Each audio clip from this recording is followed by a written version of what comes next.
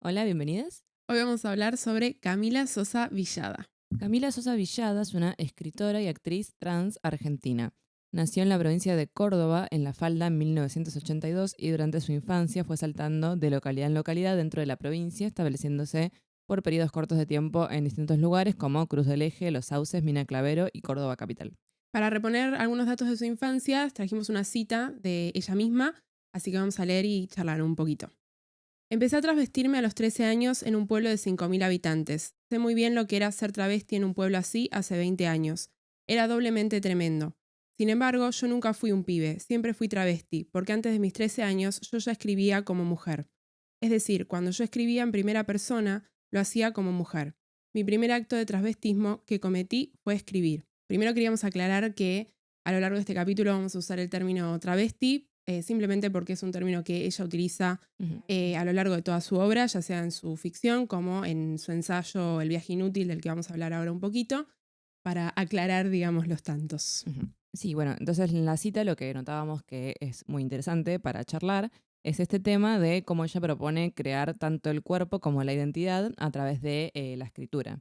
Ella, por ejemplo, en El viaje inútil, que es un libro ensayístico sobre la escritura, habla de cómo digamos, su aprendizaje de la escritura fue aprendiendo a escribir su nombre, como le pasa a la mayoría de las personas, pero que en Ujú. su caso como que era muy significativo el hecho de que ella aprenda a escribir primero su nombre de varón. Entonces marca un poco ese momento, ¿no? De asir la identidad con el asir la escritura y que, bueno, a partir de esta instancia de aprender a escribir y de leer libros que le daba su madre, Ujú. ella empieza a poder explorar un poco más el tema de la identidad y se va dando cuenta de, bueno, de quién es verdaderamente. Y esto se refleja en la escritura, justamente como dice ella, a partir del uso de una persona que no era una persona masculina, sino una persona femenina, Tal cual. y habla de cómo escribía, por ejemplo, novelas románticas, Ujú. tipo ficción así medio rosa, ¿no? Como se le Tipo dice. culebrón. Culebrón, que bueno, ella dice que hoy día, o sea, le parecía muy malo, pero que bueno, en su momento fue como la primera escritura que le permite a ella acercarse a esa identidad, siendo, como dice, un chico en un pueblo de Córdoba, que en aquel momento encima, me imagino que no habría tanta conciencia de las distintas diversidades y distintas identidades que tenemos por ahí ahora, ¿no? Tal cual. Y a nosotros se nos había ocurrido también, ¿no?, pensar un poco esta cita en relación a los planteos de Len Sisú, particularmente en La risa de Medusa, que es un volumen del que ya hemos charlado. Establece, ¿no?, esta cuestión de cómo la escritura funciona como un mecanismo, ¿no?, para crear cuerpo, es decir, crear una identidad o una nueva subjetividad a partir de esta escritura que en el caso de la escritura femenina o en el caso de una escritura disidente como en este caso, pueda levantarse, digamos, en contra de esa norma y subvertirla desde el plano mismo de la escritura. Ujú. Y de hecho hay muchísimos papers, según lo que estuvimos investigando, que comparan el ensayo de Camila, El viaje inútil, con otro ensayo que tiene Sisu en el que se plantean términos similares de cómo crear, digamos, este espacio de escritura que funcione como un medio de protección y también de apropiación de lo que uno reconoce como su propia identidad. Me pareció que estaba bueno comparar porque normalmente estas feministas de la diferencia suelen ser un poco controvertidas porque se las suele tildar de TERF, como diríamos hoy en día, pero particularmente en cuanto a La risa de Medusa, me parece como que en esta noción, ¿no?, de crear cuerpo a partir de la escritura iba bastante en línea y ahora se suele retomar bastante también, como quizá dejando un poco de lado esa polémica. Ujú. Queríamos arrancar por ese lado, que eran las palabras mismas de Camila, ¿no? Y yo hace poco había cursado un seminario sobre, bueno, si existía la escritura femenina, Ujú. donde, bueno, leíamos distintos poemas de mujeres. Todo esto era en griego antiguo, así que eran poemas de poetisas griegas. Y había algunos que justamente el problema era que no se sabe quién los escribió. Ujú. Y me pareció muy interesante la perspectiva de analizarlo desde ese lugar, de decir, bueno, ¿qué les parece que dentro de este poema pueden decir que es como escritura femenina, ¿no? Ujú. Entonces, más que decir si la autora o autor era varón o mujer Tal o cual. ella, digamos, lo interesante es ver qué es lo que reconocemos dentro de una escritura como femenino, ¿no? Y ya el hecho, por ejemplo, de que Camila Sosa Villada diga, bueno, esto de yo usaba una persona femenina, como que ahí ya, digamos, no importa si el autor físico, Ujú. material es un hombre, una mujer o una persona trans, como en este caso, Ujú. porque en sí la primera persona de ese libro es una persona femenina, ¿no? Entonces es muy interesante que se pueda justamente construir, como decías, el cuerpo a Tal partir cual. de la palabra, ¿no? Exacto. Además, Bueno, en el caso de Camila también vamos a tener una gran parte de su producción que va a estar centrada en un punto de partida bastante autobiográfico, entonces me parece como que ese movimiento se vuelve como aún más fuerte porque entre los límites, ¿no?, de lo que es realmente esa persona física, ¿no?, como el autora, también tenemos una barrera de ficción, ¿no?, que es elegida desde esa posición de la primera persona. Su formación se centró en la combinación de las carreras de comunicación y la licenciatura en teatro, que debo decir que no sabía que existía hasta que lo leí en la Sí, yo biografía y tampoco. me pareció re interesante, en la Universidad Nacional de Córdoba, mientras se ganaba la vida como trabajadora sexual, doméstica y vendedora ambulante. En el año 2009 estrenó la obra Carnes Tolendas, una historia que combina el retrato biográfico de un travesti con la poesía y obra de Federico García Lorca, y de la que, bueno, después vamos a hablar porque tratamos el cuento Gracias, difunta Correa, en el que se ficcionaliza, ¿no?, lo que fue el estreno y lo que implicó el estreno de esta obra. La apuesta fue dirigida por María Palacios, recibió el asesoramiento de Paco Jiménez y fue seleccionada para la Fiesta Nacional del Teatro 2010 de La Plata. En 2010, Sosa Villada se instaló en Buenos Aires, donde comenzó a tomar contacto con distintos espacios culturales de la ciudad, como el Centro Cultural Rojas, que cuenta con un área centrada en la difusión de obras, arte y discusiones en tema de género. Esto le posibilitó hacer funciones de Carnes Tolendas en el marco del FIBA, con muchísimo éxito y recibió grandes elogios por parte de la crítica. A raíz de este suceso, en 2011, el director Javier Van de Cutter la seleccionó para participar en un papel secundario en su película Mía, pero luego al ver a Camila en Carnes Tolendas le ofreció el rol principal. Cuando terminó de filmar para Mía, Villada realizó además los doblajes de su personaje y pronto se preparó para recibir el reconocimiento por Carnes Tolendas en el Bicentenario para el Encuentro de Estudiantes de Teatro, que es un festival que reúne a estudiantes de teatro de todo el país. En 2015, Villada publicó su primer libro, el poemario La novia de Sandro, que se desprende de un blog que ella tenía y al que le siguieron el ensayo autobiográfico El viaje inútil, su primera novela Las malas y luego tesis sobre una domesticación. El blog de La novia de Sandro lo cuenta ya en El viaje inútil. Ujú. Parece que tenía cierta Sí. popularidad, ¿no? Yo no lo conocía hasta que vi el libro, pero bueno. Sí, y además yo leí de una entrevista, ¿no?, que ella dio, que en su momento se hizo bastante conocido el blog y a ella le daba como mucha vergüenza por, bueno, su profesión, ¿no?, que hasta el Ujú. momento era ser trabajadora sexual, entonces borró el blog en un momento y tuvo que recuperar todos estos textos que después formaron parte del poemario porque un amigo los había guardado porque le parecían muy buenos. Ujú. Entonces me pareció tremendo porque es como que hay textos que no llegaron al poemario porque ella los borró y como que no tenía copia de eso, ¿no?, porque Claro. los escribía directamente en el blog. Entonces como que se han perdido. Nuestra biblioteca de Alejandría. Sí, total, total.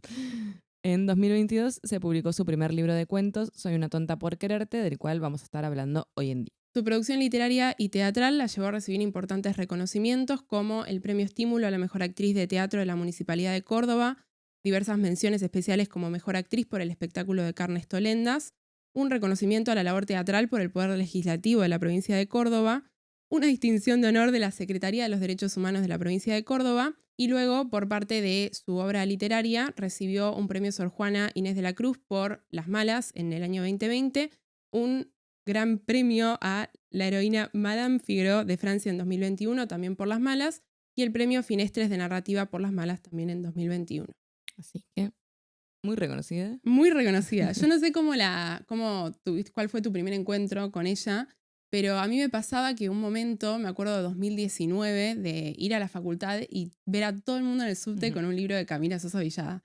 Yo estaba como, qué loco, como un boom de Camila Sosa Villada. Y como que tardé mucho en decir como, bueno, me voy a bajar los libros y hasta que charlamos en un tecito que a Sofi le habían preguntado por libros ensayísticos y ella habló del viaje inútil, dije, ay, claro, Camila Sosa Villada. Y bueno, nada, ahora estamos como en nuestra Camila Sosa Villada era. Malas era.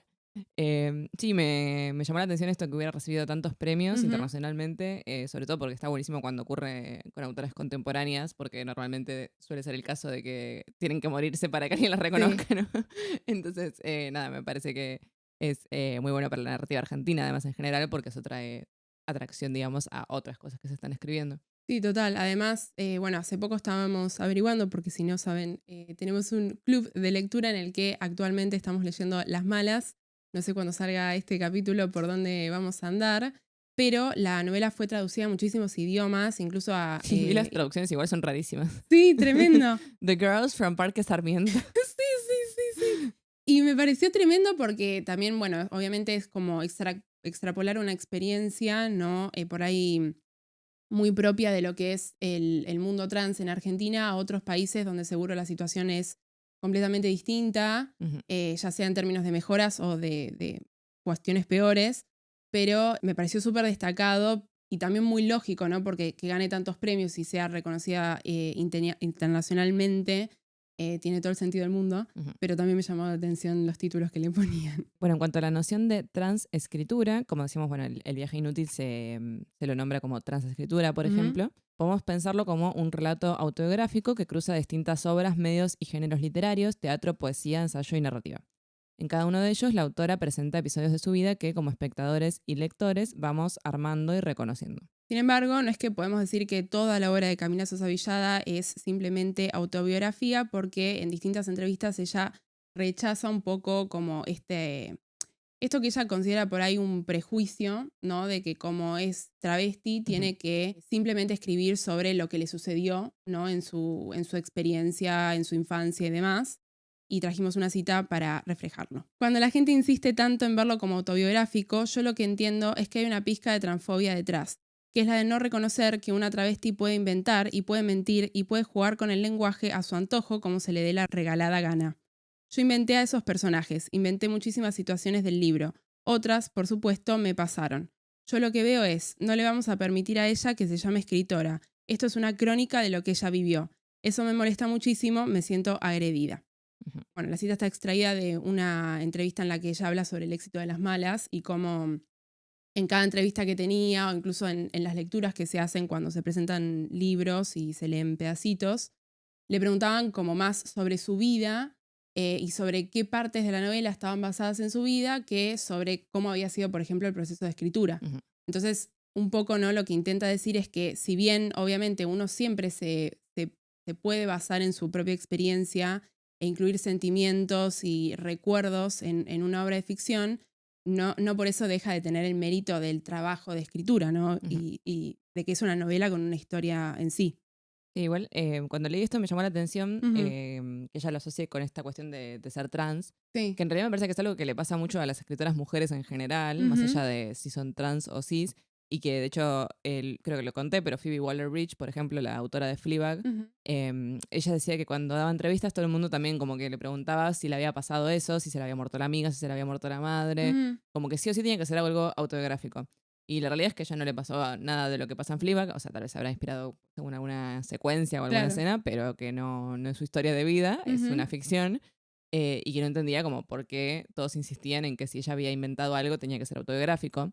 Y bueno, es algo que le sucede a muchas escritoras mujeres. Hace poco, bueno, también lo comentábamos en el taller de escritura y mi profesora, que es Marina Mariach, publicó hace poco una novela Ujú. que tiene alguna cuestión autobiográfica, pero es una novela, o sea, es ficción. Claro, tal Y cual. todas las preguntas que le hacían tenían que ver con, ay, ¿cuándo te pasó esto? ¿No? Mm. O sea, ¿qué tiene que ver con el trabajo que está hecho de escritura en la novela? La pregunta autobiográfica va más allá, puede ser anecdótico, Tal pero cual, no tal dice cual. nada del texto. Entonces, bueno, me llamó la atención que a ella también le suceda, Ujú. y más con Las Malas, que es una novela que, o sea, muy claramente es ficción, digo. Si bien podemos pensar que hay cosas que le sucedieron, cuando uno se mete a leer una novela donde hay hombres sin cabeza, donde crecen Total. cosas cuando uno toca la guitarra, digo, no, claramente tiene que ser una ficción.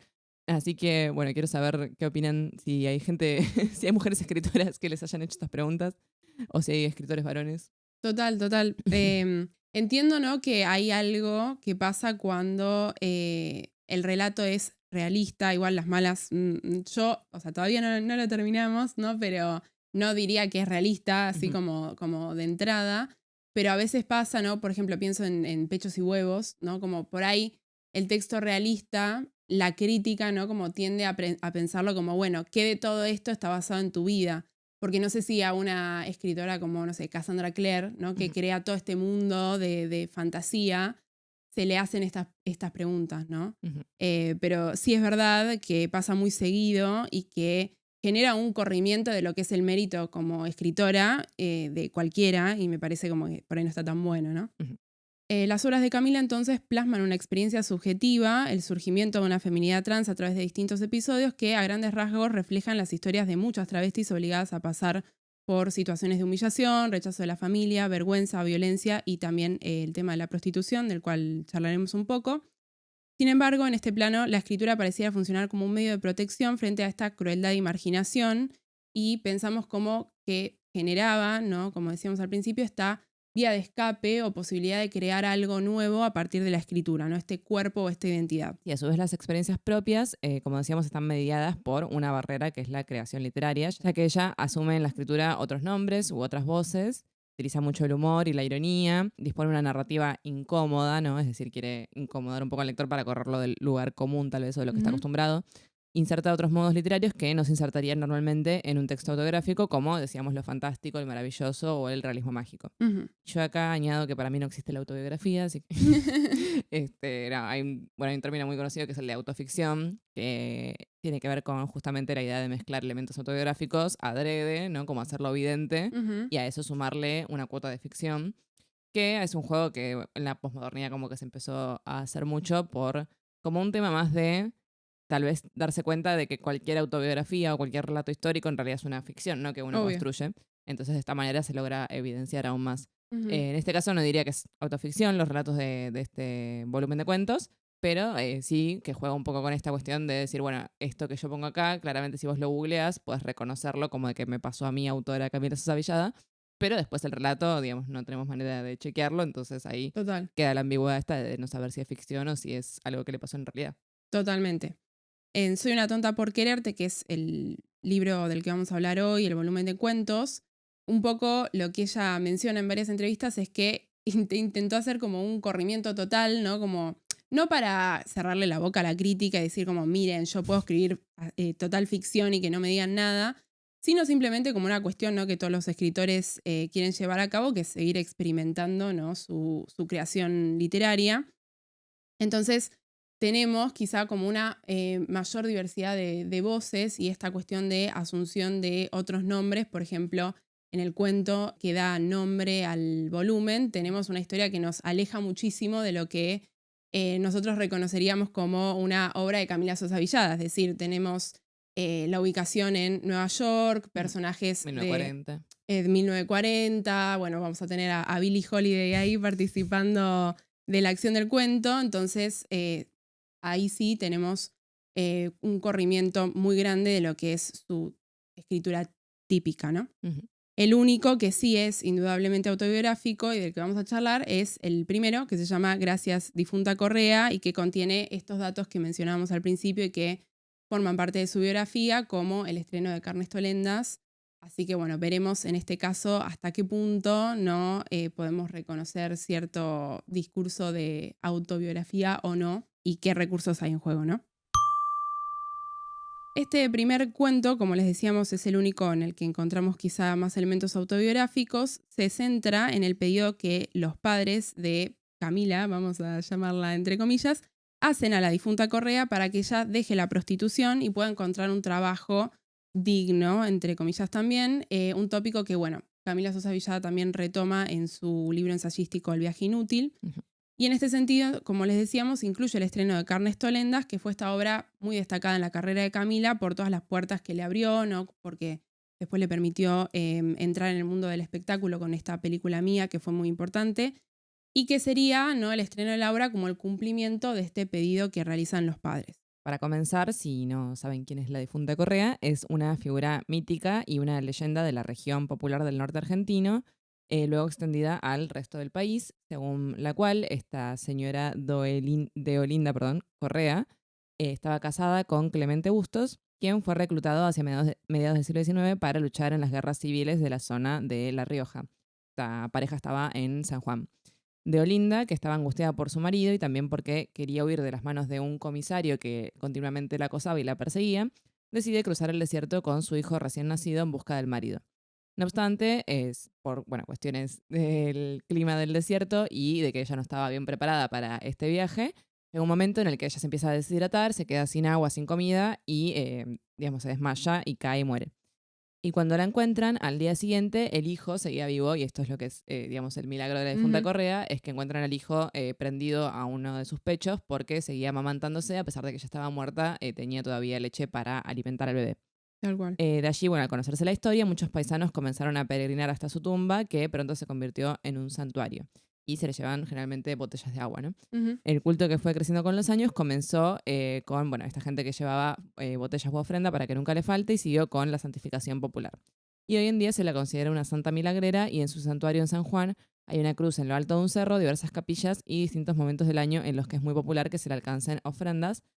Como, bueno, también podemos comparar lo que sucede con el Gauchito Gil, que es una divinidad popular, Ujú. donde se le suelen hacer altares y se le llevan ofrendas como cigarrillos, ¿no? Esta leyenda a mí me llama la atención que en los colegios se lee todo el tiempo, Sí, ¿no? Como en primer año, según la currícula de yo lo leí en la primaria. Argentina, tal cual.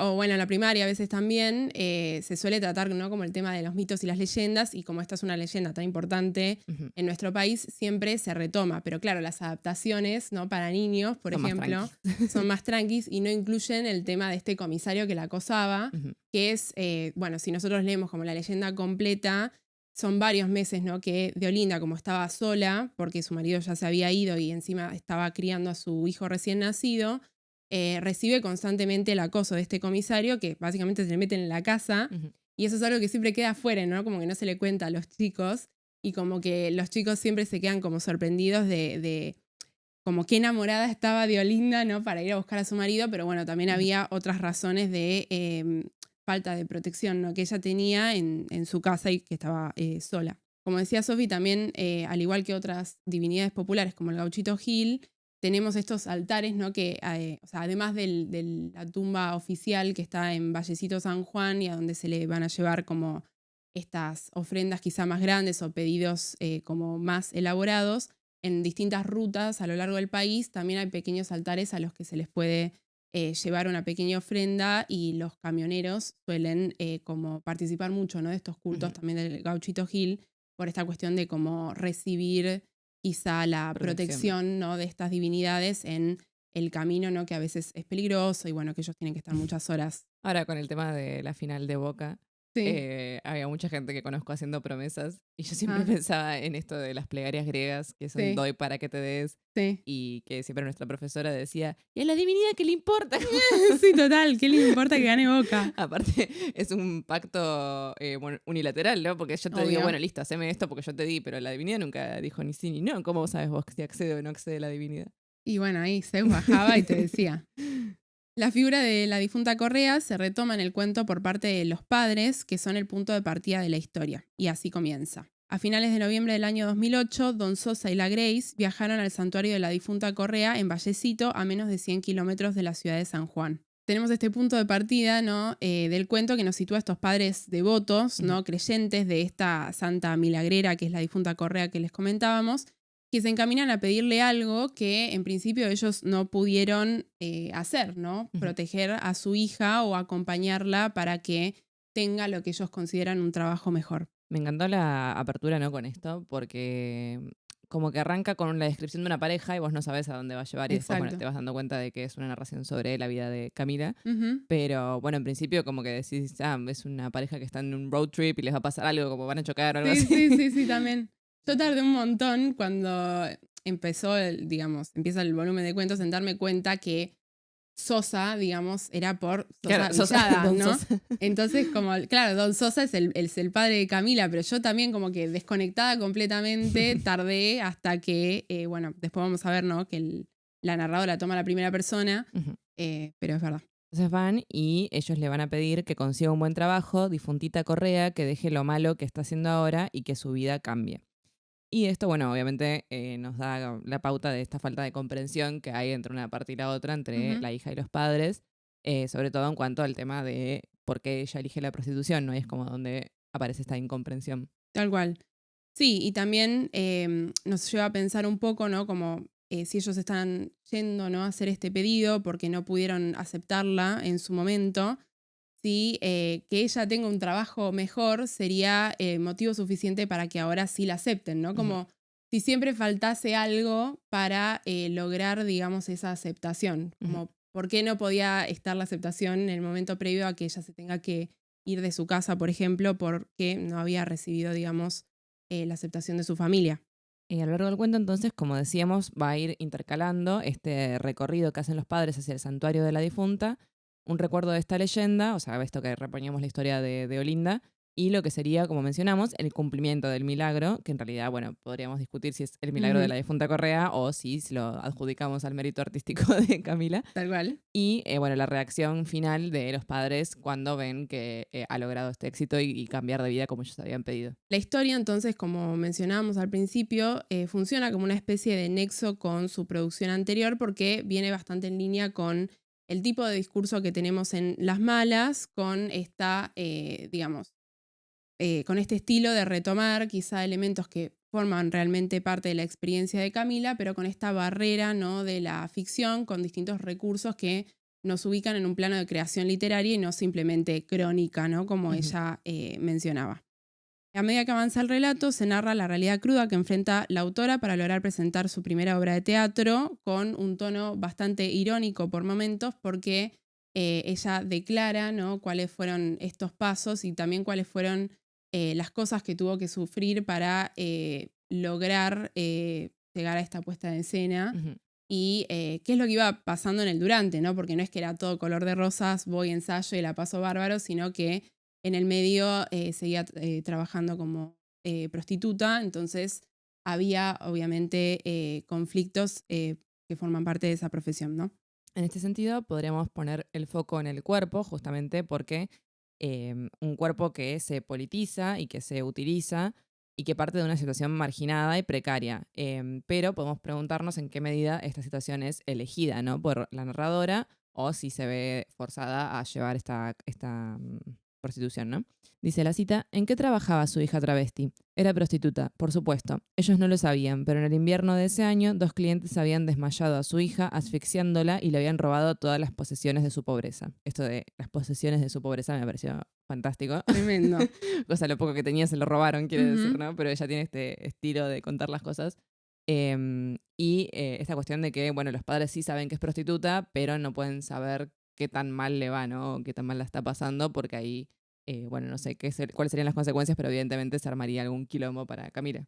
Sí, total. Además, es tremendo, ¿no? Como vos estás pensando que en todo este momento, ¿no? El marco del cuento es que los padres están yendo a hacer este pedido y cómo lo hacen, como dice Sophie, sin saber qué es lo que realmente está sucediendo o qué es lo que Camila hace en su día a día en Córdoba capital, ¿no? Porque Ujú, ellos están lejos y quizás siguen con esta mentalidad de pueblo, ¿no? Que la otra vez justamente en el club de lectura charlábamos con las chicas de qué distinta puede ser la dinámica o la concepción sobre un tema como la identidad trans o la prostitución, por ejemplo, que obviamente son temas pesados y que generan polémicas, pero como la gente quizá de pueblo, ¿no?, que tiene más arraigada esta cuestión de la costumbre, lo que está bien, lo que está mal, la norma o los valores de la familia, quizá no llegan a dimensionar cómo todo esto en una ciudad forma parte del día a día, ujú. ¿no? Como el trabajo con el cuerpo, el uso del cuerpo como una especie de mercancía, la cantidad de clientes, ¿no?, que solicitan un servicio como este. Entonces, a mí me daba la sensación como que los padres estaban como puestos medio como en un lugar de inferioridad en el sentido de que quizá no tenían dimensión, ¿no?, Ujú. de todo lo que su hija vivió y vive en el plano del cuento una vez que se muda a Córdoba, capital, ¿no? Ujú. En este sentido, podemos pensar en una noción de cuerpo marcado o degenerado y también, como les mencionábamos, en dónde estaban estos padres, ¿no?, cuando todo esto sucedía o qué es lo que estaban pensando cuando van a hacer este pedido, ¿no? Si simplemente querían que su hija tenga un trabajo mejor o si pensaban que le iban a solucionar toda su vida y que de repente iba a ser una familia, digamos, unida. Pero no solo podemos como culpar, ¿no?, a los padres de este rechazo o del camino que Camila elige para su día a día, sino también podemos irnos como más arriba cuestionándonos qué pasa con la justicia o qué pasa con el Estado, en el sentido de una polémica más amplia de por qué una persona trans tiene que acceder en el plano del cuento a esta profesión y no, por ejemplo, a un trabajo al que cualquiera podría acceder, ¿no? Y tal cual, y en el cuento en una parte se menciona esto de que como que a las hijas travestis se les predestina la prostitución. Mm, Ella habla de que el padre le decía así vestida, ¿qué vas a hacer? O sea, para lo único que servís es para la prostitución. como que tenías que hacerte hombre y laburar y hacerte una familia, Claro. o la alternativa era esa, y Ujú. medio que de tanto repetirlo, de tanto escucharlo, decía que muchas terminaban como creyendo que esa era la única alternativa. Entonces me pareció que estaba bueno que lo incluya porque, claro, uno dice, pero ¿por qué? O sea, ¿por qué no hay otro trabajo para las mujeres travestis? Y obviamente por un montón de cuestiones estructurales Obvio. no pueden acceder a otros trabajos, pero también cuando pasa esto, cuando te dicen, no, mira, si te vestís así y esta es tu identidad, para lo único que vas a servir es para esto, y bueno, probablemente termines haciendo eso, ¿no? Total, como que creces, ¿no? Y sobre todo con el peso que tiene la palabra de un padre, Ujú, ¿no? En un momento donde quizá uno está definiendo un montón de cosas sobre la identidad propia, es muy importante, ¿no? Como muy pesado como para cargar con eso. Obviamente, bueno, si, a ver, no tenemos un año, ¿no? Que se estipula en el cuento, o creo que sí lo dice, ¿no? El año 2008, en un momento. puede ser, sí. Pero tenemos que pensar, ¿no? Que era una época donde todavía faltaban, ¿no? Ciertos avances en nuestro país. Hoy en día sabemos que tenemos toda esta cuestión de la ley del cupo trans en los trabajos que entiendo que apunta, ¿no? A que Ujú, esta situación vaya en mejora cada vez más. Em, pero acá tenemos una experiencia, ¿no? Que está anclada en un momento donde todavía estas cosas faltaban y en esta mentalidad que les mencionamos de estos padres quizá de pueblo que no podemos culparlos en el sentido de que crecieron ujú. en una sociedad con todos estos problemas estructurales, ¿no? Entonces me parece como que cuando hablamos de cómo quizá la narrativa de Camila sirve para incomodar un poco, me parece que decimos que nos genera muchas preguntas, ¿no? Como, bueno, ¿por qué pasaba esto? ¿Por qué los padres crecieron con esta mentalidad? ¿Por qué le dijeron eso a Camila? ¿Por qué ella se tuvo que mudar? ¿Por qué tuvo que trabajar de prostituta? Entonces te va generando como esa bola de preguntas y uno está como leyendo el cuento tipo, ah, ¿qué hago? Acá tenemos otra cita entonces donde se presenta justamente esta incomodidad en la narración, teniendo o siguiendo, ¿no? Con este foco en la figura de los padres. Don Sosa y la Grace ni siquiera imaginaban los cócteles con que su hija llamaba el sueño y la indolencia, ni la eterna aridez en que transcurrían sus días en el desierto. Dicen por ahí que las madres saben todo, pero la Grace no estaba preparada para saber nada. Tremendo. Y acá tenemos el tema del desierto, ¿no? Ujú. Que aparece en la cita, además, como con el tema de la eterna aridez, ¿no? Así como con un refuerzo en la narración, que nos lleva nuevamente a la leyenda de Diolinda, ¿no? Que funciona durante todo el cuento como un telón en la historia. Y nos pareció que este desierto funcionaba como una especie de espacio de distancia entre padres e hija, Ujú. y sobre todo porque en las citas parece como que la Grace y Camila, ¿no? Esta narradora, están comparadas con partes distintas de la leyenda, ¿no? Podríamos pensar que Camila se relaciona con la porción quizá más oscura del relato, que es el momento en el que Deolinda muere en una situación de desesperanza, porque pensemos que ella fallece sin saber que su hijo va a vivir, Ujú. simplemente quizá pensando, ¿no? En que falló como madre y como esposa por no poder cumplir este deseo de llegar con su marido.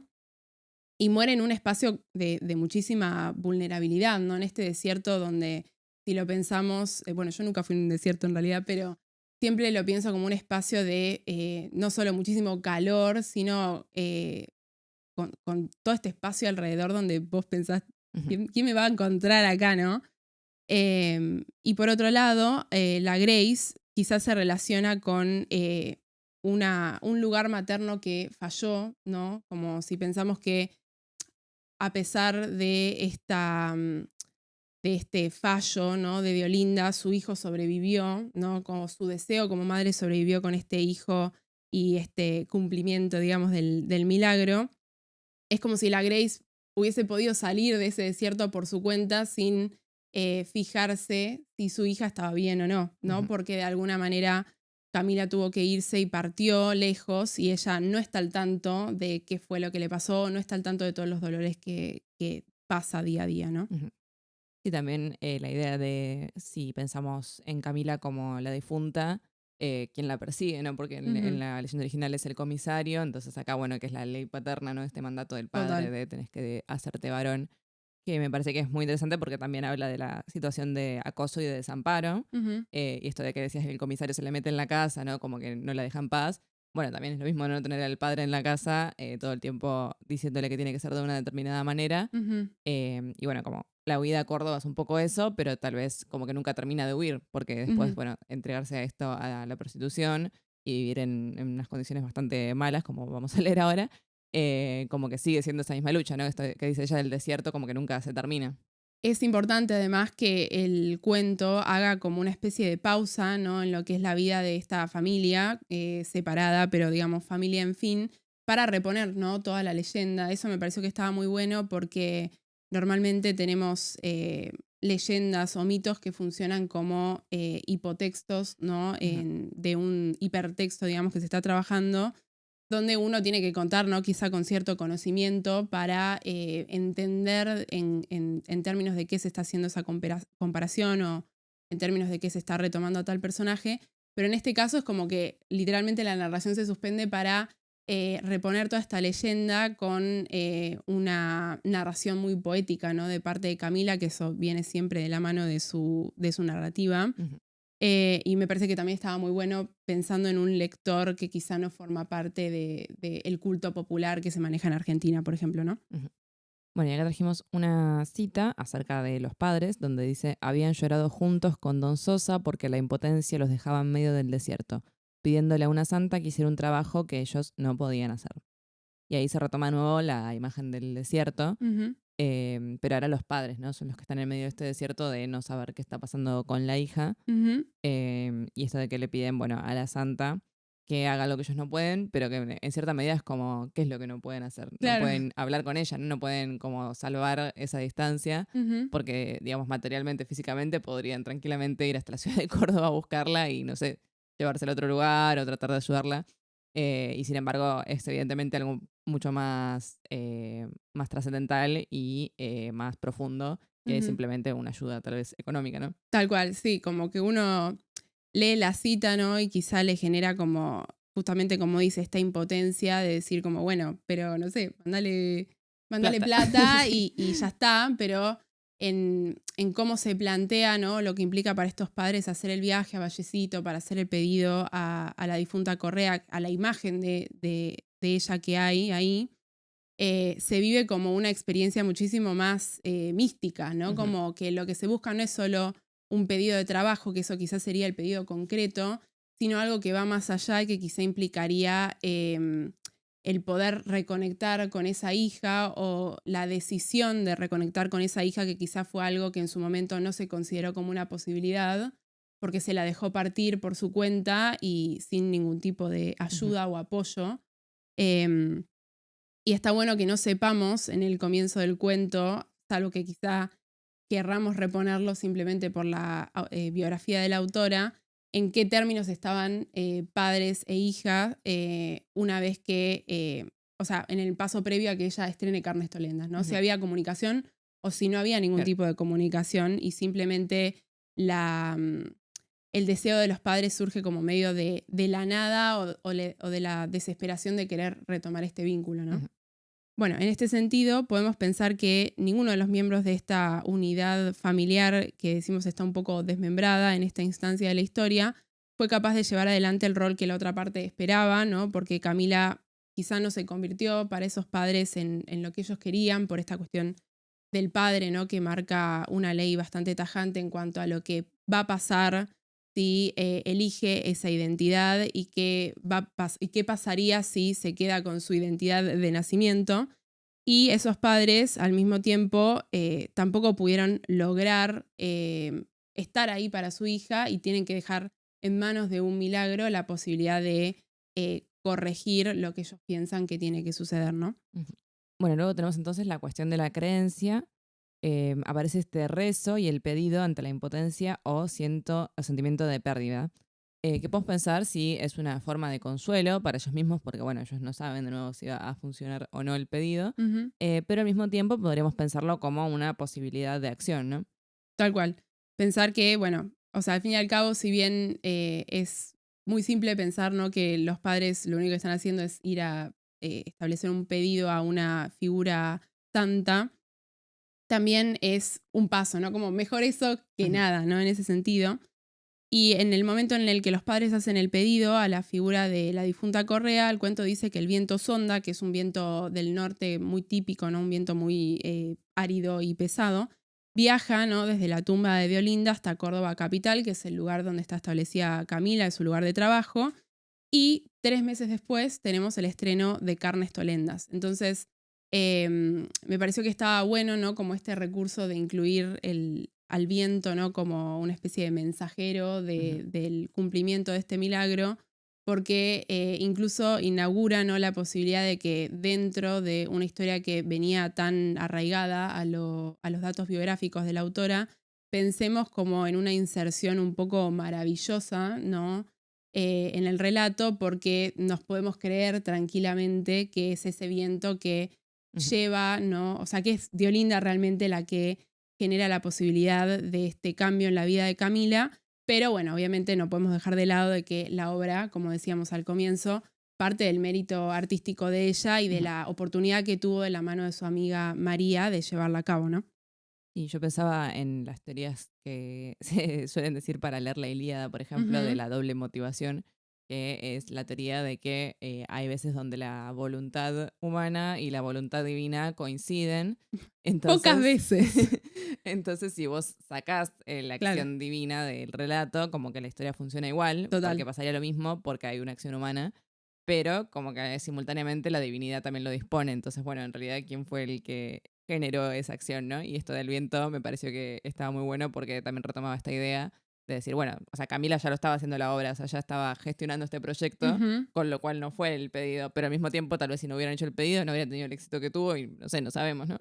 Tal cual. O quizá, incluso, y ahora lo vamos a ver hacia el final, no hubiesen tenido, ¿no? Los padres la reacción que tuvieron Ujú, de no haber tenido desde un comienzo esta acción de ir a pedirle a Diolinda que se cumpla esto, ¿no? ujú. Como que se vuelve muy significativo entre ambas partes. En este punto, el relato hace una especie de viraje, ¿no? Porque más o menos hacia la mitad, ¿no? de la historia tenemos una primera persona que aparece ya apropiándose de la narración, en parte porque se abandona un poco el plano de los padres y de la leyenda de Deolinda que se nos había narrado, ¿no? Como para que estemos al tanto. Y pasamos, ¿no? Como a la porción del relato que se le dedica al estreno de Carnes Tolendas. Y dice: 3 meses después, la hija travesti de Don Sosa y la Grace, o sea, yo, en la escritura es inútil disfrazar a una primera persona porque los escritos comienzan a enfermarse a los 3 o 4 párrafos, estrenaba Carnes Tolendas, porque además de gustarme ser puta, me gustaba el teatro. A mí cuando yo leí esto por primera vez me pareció fantástico, ¿no? Primero porque rompe mucho con cómo venía el cuento, ¿no? Que venía con un estilo bastante lento y como una atmósfera muy tranquila en el sentido que Ujú. tenemos a esta parejita, ¿no? Que va en el coche y cómo se Sí, narra que parecía ellos, regionalista incluso. tal cual, cómo ellos llevan el matecito y los esconcitos y las milanesas para Don Sosa y van hasta Vallecito y qué sé yo, y después tenemos toda esta cuestión, ¿no? De la leyenda que se repone y de repente corta con esto, ¿no? Y esta partecita que yo leí de la cita que dice: en la escritura es inútil disfrazar a una primera persona porque los escritos comienzan a enfermarse a los 3 o 4 párrafos, retoma muchísimo el discurso del ensayo, ¿no? Del Ujú. viaje inútil, incluso tenemos el uso, ¿no? del adjetivo. Entonces me pareció que era como la mejor manera que podía usar Camila para introducir, ¿no? A esta persona Camila en el relato. Ujú. Sí, además, esto de que se enferma el Ujú. texto me pareció genial, Muy porque, poético. o sea, es la idea de, bueno, cuando digo, voy a contar esto ficcionalizado y por ahí es una experiencia que yo tuve y se la pongo a un personaje y nunca queda también como cuando uno lo está pensando que le pasó a uno mismo. Ujú. Entonces me gustó mucho que hiciera como esta especie de tesis en el medio del relato. Sí, total. Y muy, muy acotada, pero muy, muy poderosa. Ujú, Bien, en este sentido, entonces, el yo se apropia de la narración para reponer lo que se vivió en carne propia, aquello que sucedió en la tumba de la difunta, que es lo que teníamos hasta este momento, se había narrado en tercera persona, ¿no? Con estos personajes que tenemos Don Sosa la Grace y por otro lado a Diolinda. En la obra, sigue diciendo el relato, contaba cómo mis padres y el pueblo habían tomado mi decisión de ser travesti. Y esto me pareció también como como una afirmación muy poderosa, ¿no? El hecho de ubicar, ¿no? Esa responsabilidad no solo en manos de los padres, sino también en el pueblo entero, ¿no? Obviamente porque pone el foco en esto que mencionábamos, ¿no? De la costumbre y cuál es quizá la mentalidad más arraigada a la norma que se vive en un pueblo, a diferencia de lo que quizá pensamos, ¿no? Quizá no es así de lo que sucede en una ciudad, ¿no? Donde todas estas cuestiones están más mezcladas o quizá más abiertas, pero pone primero a los padres, ¿no? Como acento. Ujú. Y en ese sentido podemos pensarlo en línea con la teoría de Judith Butler acerca de la identidad. Ella dice que toda identidad trasvestida es artificio y performance, corporalidad teatralizada, que quiero aclarar porque siempre acá hay una confusión. Sí. Cuando se habla de esto de teatralidad o performance, no es que dice que la identidad es como una máscara, ¿no? Que uno se pone o un disfraz, sino más bien lo que quiere decir es que se va actualizando, o sea, se produce en la medida que se lo hace, Ujú, como una obra de teatro, ¿no? O sea, vos la obra de teatro no la podés ver hasta que no se está efectuando frente a tus ojos. ujú. Entonces es este sentido de la performance, ¿no? Del hacer, como que es mientras se hace. Exacto, no en el sentido de una actuación constante, Exacto. como de un fingimiento de Claro. una identidad, digamos. Ujú, Pero sí retomamos, ¿no? Como de su teoría, esta cuestión de que lo que permite es autoproducir, ¿no? ujú, Una identidad que se separa, ¿no? De la norma y que en el caso, ¿no? Ya sí pasando a la cuestión de la identidad trans, deviene muchas veces y por falta de normas o de leyes que lo protejan o como decíamos problemas estructurales en el uso de ese cuerpo como mercancía. ujú, Y nos pareció que quizás estaba bueno debatir cómo el uso de este cuerpo, ¿no? Que es quizá lo que el relato pone en foco en el sentido de esta politización del cuerpo que mencionábamos.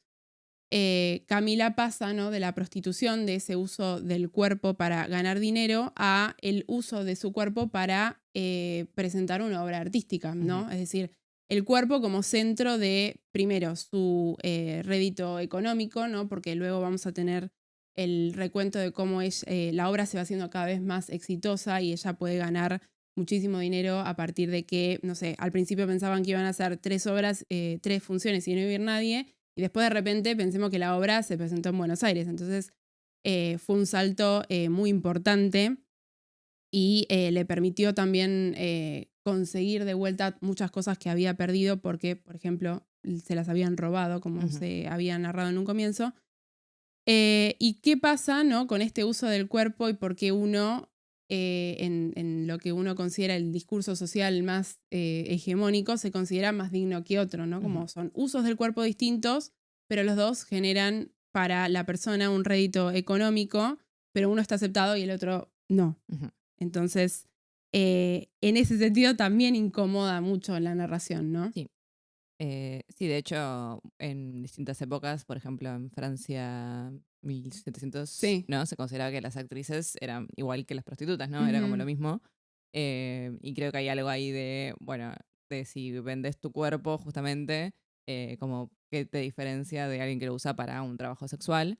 Y justamente en Carnes Tolendas, como ella describe, la obra termina con un desnudo. O sea, ujú. ella tenía que mostrar el cuerpo y digo, esa materialidad física del cuerpo no la puede hacer otra persona. O sea, no podría una mujer cis hacer el rol de la travesti en Carnes Tolendas porque Totalmente. necesita ser una persona que pueda mostrar ese cuerpo.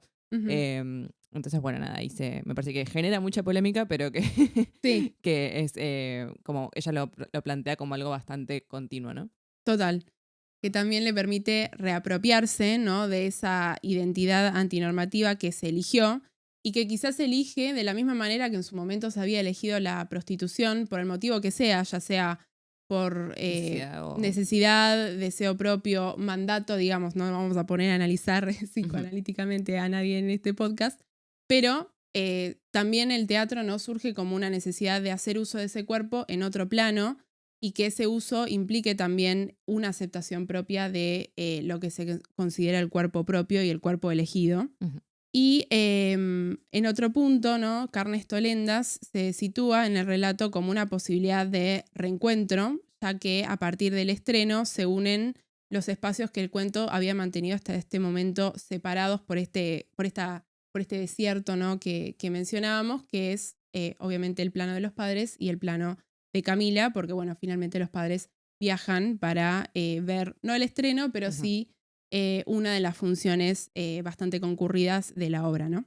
El título de la obra, Carnes Tolendas, refiere a la noción de carnaval, que en sus raíces latinas refería a los días anteriores a la Cuaresma, más o menos unos 4 días antes, donde se supone que la gente podía circular o realizar festejos un poco más libres de los límites que se establecían luego.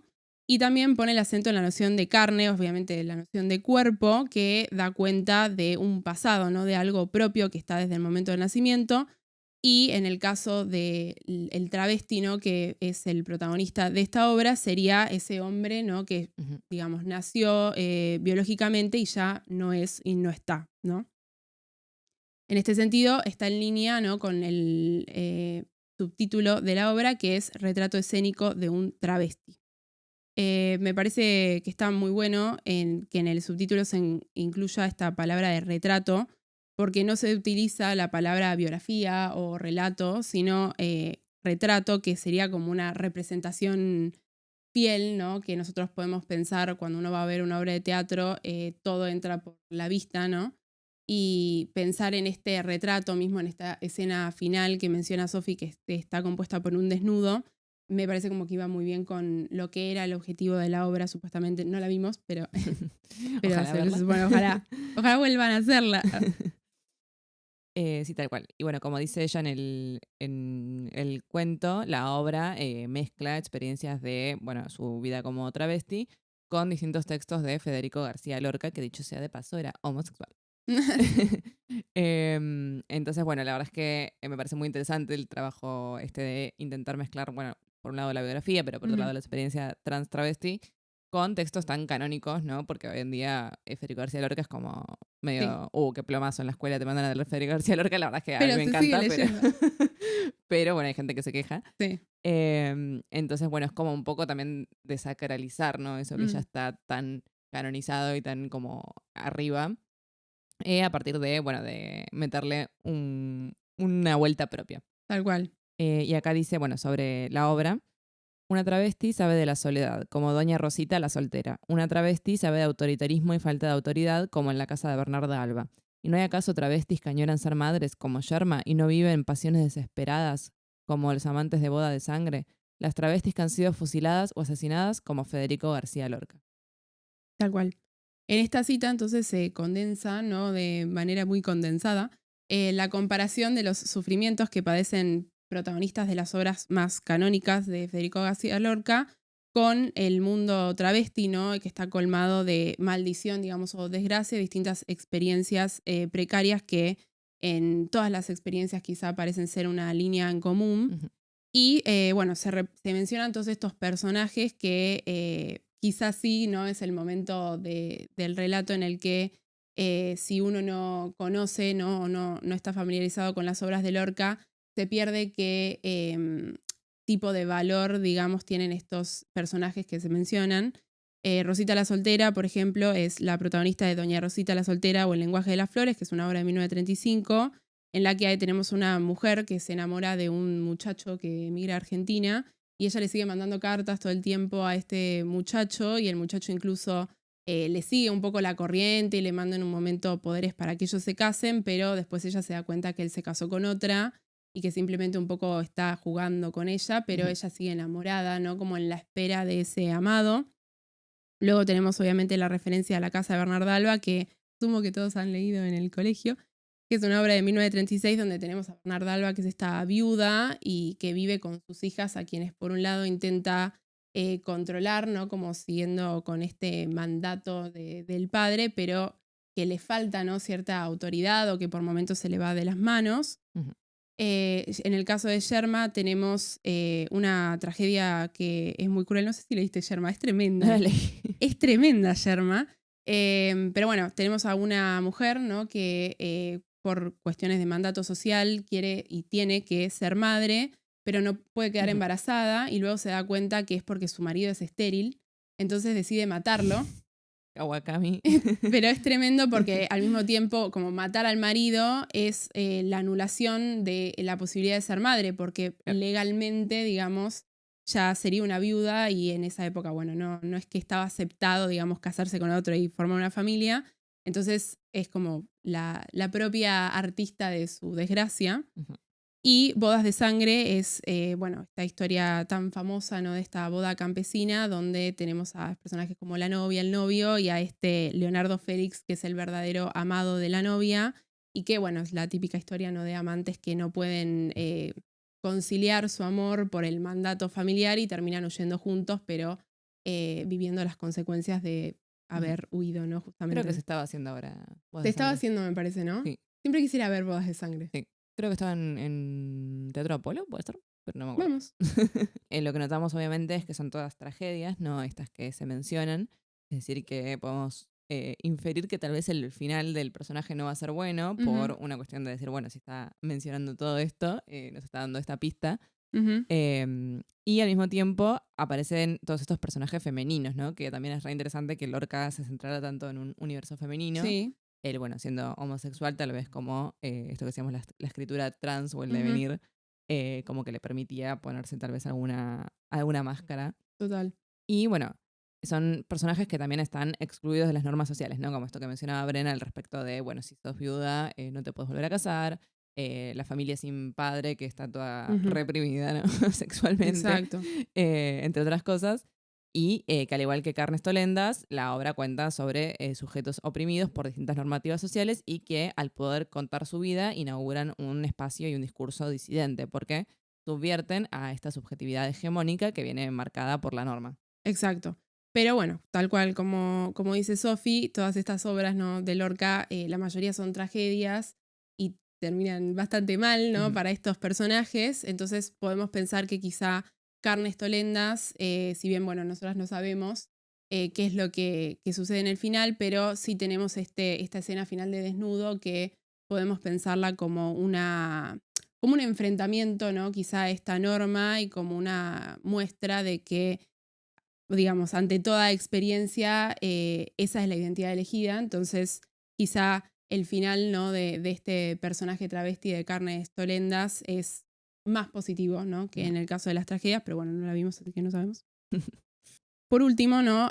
Algo que repone el relato es esta cuestión que fue el éxito total, ¿no? De la obra, con la inclusión, ¿no? De algo que quizá no está tan presente, ¿no? En las típicas entrevistas que tenemos, ¿no? De Camila, que es la reacción de los padres. Y tenemos la cita. Comencé a sospechar que con ser actriz me alcanzaba, que estaba cansada de girar y que la vida me había dado claras señales de que me faltaba inteligencia para sobrevivir como prostituta. Nunca imaginé que la Grace y Don Sosa habían hecho una promesa a la difunta Correa por mí. Esta cuestión, ¿no? De cansada de girar tiene una doble valencia, ¿no? Porque en Argentina se le dice giro a las prostitutas y también por la cuestión Dar de vueltas. dar vueltas, ¿no? Como la profesión, digamos, lo precisa.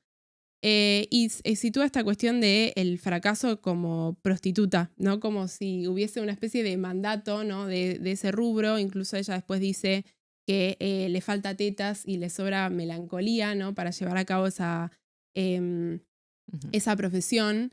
Y ubica, ¿no? Como al yo en este lugar de falta como muy constante y un poco doloroso, ¿no? Como, Ujú. bueno, esa falta ya existía, ¿no? En boca del padre, por ejemplo, y ahora es reconocida por el yo como, bueno, no puedo hacer esto, o sea, esto que supuestamente era lo único que podía hacer con mi cuerpo, por la identidad que elegí, no puedo hacerlo, mejor soy actriz. Ujú. Me pareció como también fuerte e incómodo, ¿no? Quizá para Sí, el la parte lector. de las tetas, aparte me dio mucha gracia porque dice, en una prostituta sin tetas, es decir, una tristeza de puta. Sí, sí. Pero sí, es como que siempre hay algo en el cuerpo, ¿no? Que no Mm, permite hacer lo que los otros quieren que hagas, ¿no? Ya sea en el caso del padre, asumirse como varón, o en el caso de los clientes, tal vez querían otro cuerpo travesti, ¿no? exacto. Pero también podemos pensar, ¿no? En el encuentro, ¿no? De esa aceptación o validación de ese cuerpo con el éxito que tuvo la obra, ¿no? Que fue realmente una sorpresa. Y la posibilidad de recibir esta aprobación de los padres, ¿no? Que finalmente luego del pedido, y eso sí se deja para el final, van a ver la obra y van a tener un encuentro con su hija. y se reúnen, ¿no? Todos estos planos que mencionábamos. Y algo que repone, ¿no? El cuento antes de incluir, ¿no? La reacción de los padres ante la obra es que ellos van a hacer un viaje de agradecimiento a la difunta Correa y este viaje, ¿no? Que era el mismo, ¿no? Que habían hecho los padres, ahora se hace los tres juntos como una posibilidad de llevarse bien, y en un momento el texto lo dice, ¿no? Esto de, bueno, no nos llevamos tan bien, pero por el motivo de este viaje íbamos a intentar estar en un espacio cerrado los tres juntos. Aparte hacen como un pacto, dicen, no nos Sí. vamos a pelear en el viaje. Sí. Que me pareció muy bueno para aplicarlo, ¿no? En viajes familiares, porque Sí. suelen generar tensiones Es verdad, en los es verdad. automóviles. Es verdad. Y bueno, cuando llegan, ella dice, en el santuario me conmoví, al final todo muy místico y muy santo, pero siempre trabaja la carne, y hace referencia justamente a que la gente a veces va caminando, ¿no? A estas peregrinaciones, y que parece que el altar está como subido, digamos, entonces uno tiene que subir. Y esta cuestión de muy místico y muy santo, pero siempre trabaja la carne, como que también da la pauta de, bueno, el éxito, porque fue por la difunta Correa, por esta cuestión mística, o porque yo laburé, ¿no? Y puse el cuerpo en esta obra de teatro. Pero bueno, al mismo tiempo sí refleja algo que es muy típico de las religiones, que es como que, por lo menos en la religión católica, siempre se habla de la trascendencia del alma y todo esto, pero al final todo es súper material y carnal, ¿no? Sino porque los funerales son, digamos, un espacio tan importante de reverencia del cuerpo del muerto. Entonces me pareció muy interesante que lo incluya también en este espacio de la difunta Correa, que por ahí no es una religión como la católica, y sin embargo sigue ocurriendo, ¿no? Este mismo fenómeno. Exacto. Y me encanta porque la escena, ¿no? Como pasa por ahí de toda esta reflexión que es bastante interesante, a Camila reconociendo que la estatua de la difunta Correa es bastante sexy, ¿no? Parece.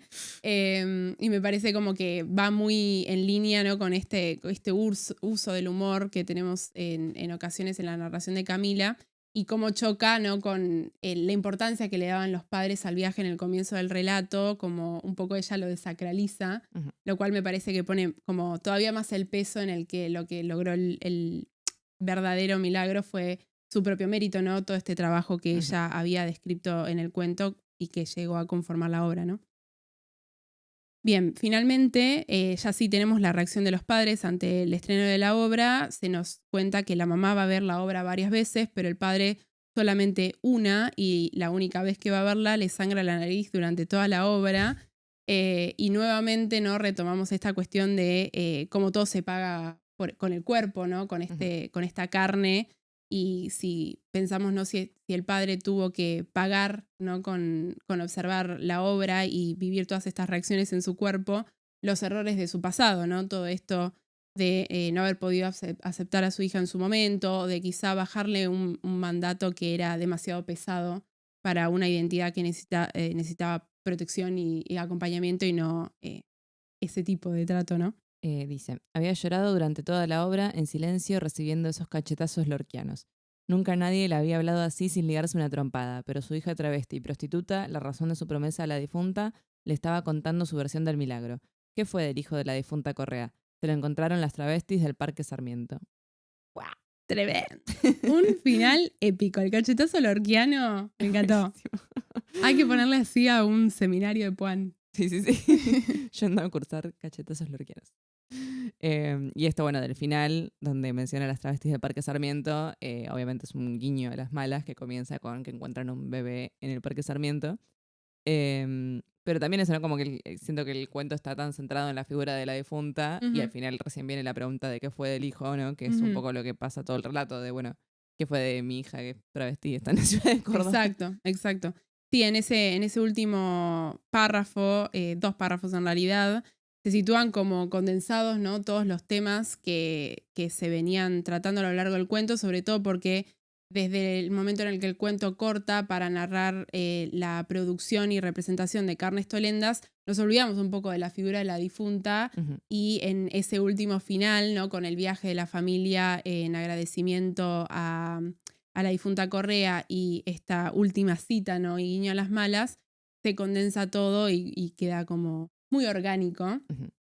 Así que, bueno, este fue el cuento, está muy, muy bueno. A mí me encanta la leyenda de la difunta Correa. Sí. Sí, yo sabes que no me acordaba el motivo de por qué tenía que irse al desierto. Mm, Porque seguramente en el colegio no me dijeron que estaba siendo acosada claro, y no me no. acordaba de por qué se tenía que ir. Mm, Y yo pensaba, ¿pero por qué irías al desierto con un bebé? O sea, qué irresponsable. claro. La difunta Correa, mala madre. Claro, no. A mí me pasó que el año pasado yo estaba trabajando en un colegio y tuve que dar justamente esta leyenda y los chicos hacían mucho esta pregunta. Entonces yo después fui y se la planteé a otra profe. Yo no estaba al tanto de la leyenda hasta el momento que se la tuve que dar a los chicos. O sea, sí, obviamente sabía de la figura, pero no me había puesto a trabajarla. Y ahí esta otra profe me dijo como, no, bueno, en realidad obviamente hay una parte que a unos chiquitos de primer año no se las vas a contar, que es que había un comisario que la acosaba y demás. Igual el primer año. Ya pueden Bueno, ir enterándose de no, cómo es el mundo. bueno, pero tienen Que 11, se 12 curtan. años. No, porque bueno, obviamente estas figuras fueron figuras reales, no es que Ujú. no están tan alejadas en el tiempo, digamos. No, Esto claro. sucedió a mediados del siglo XIX, entonces fueron personas que realmente existieron y se saben qué fue lo que sucedió, ¿no? Obviamente, Ujú.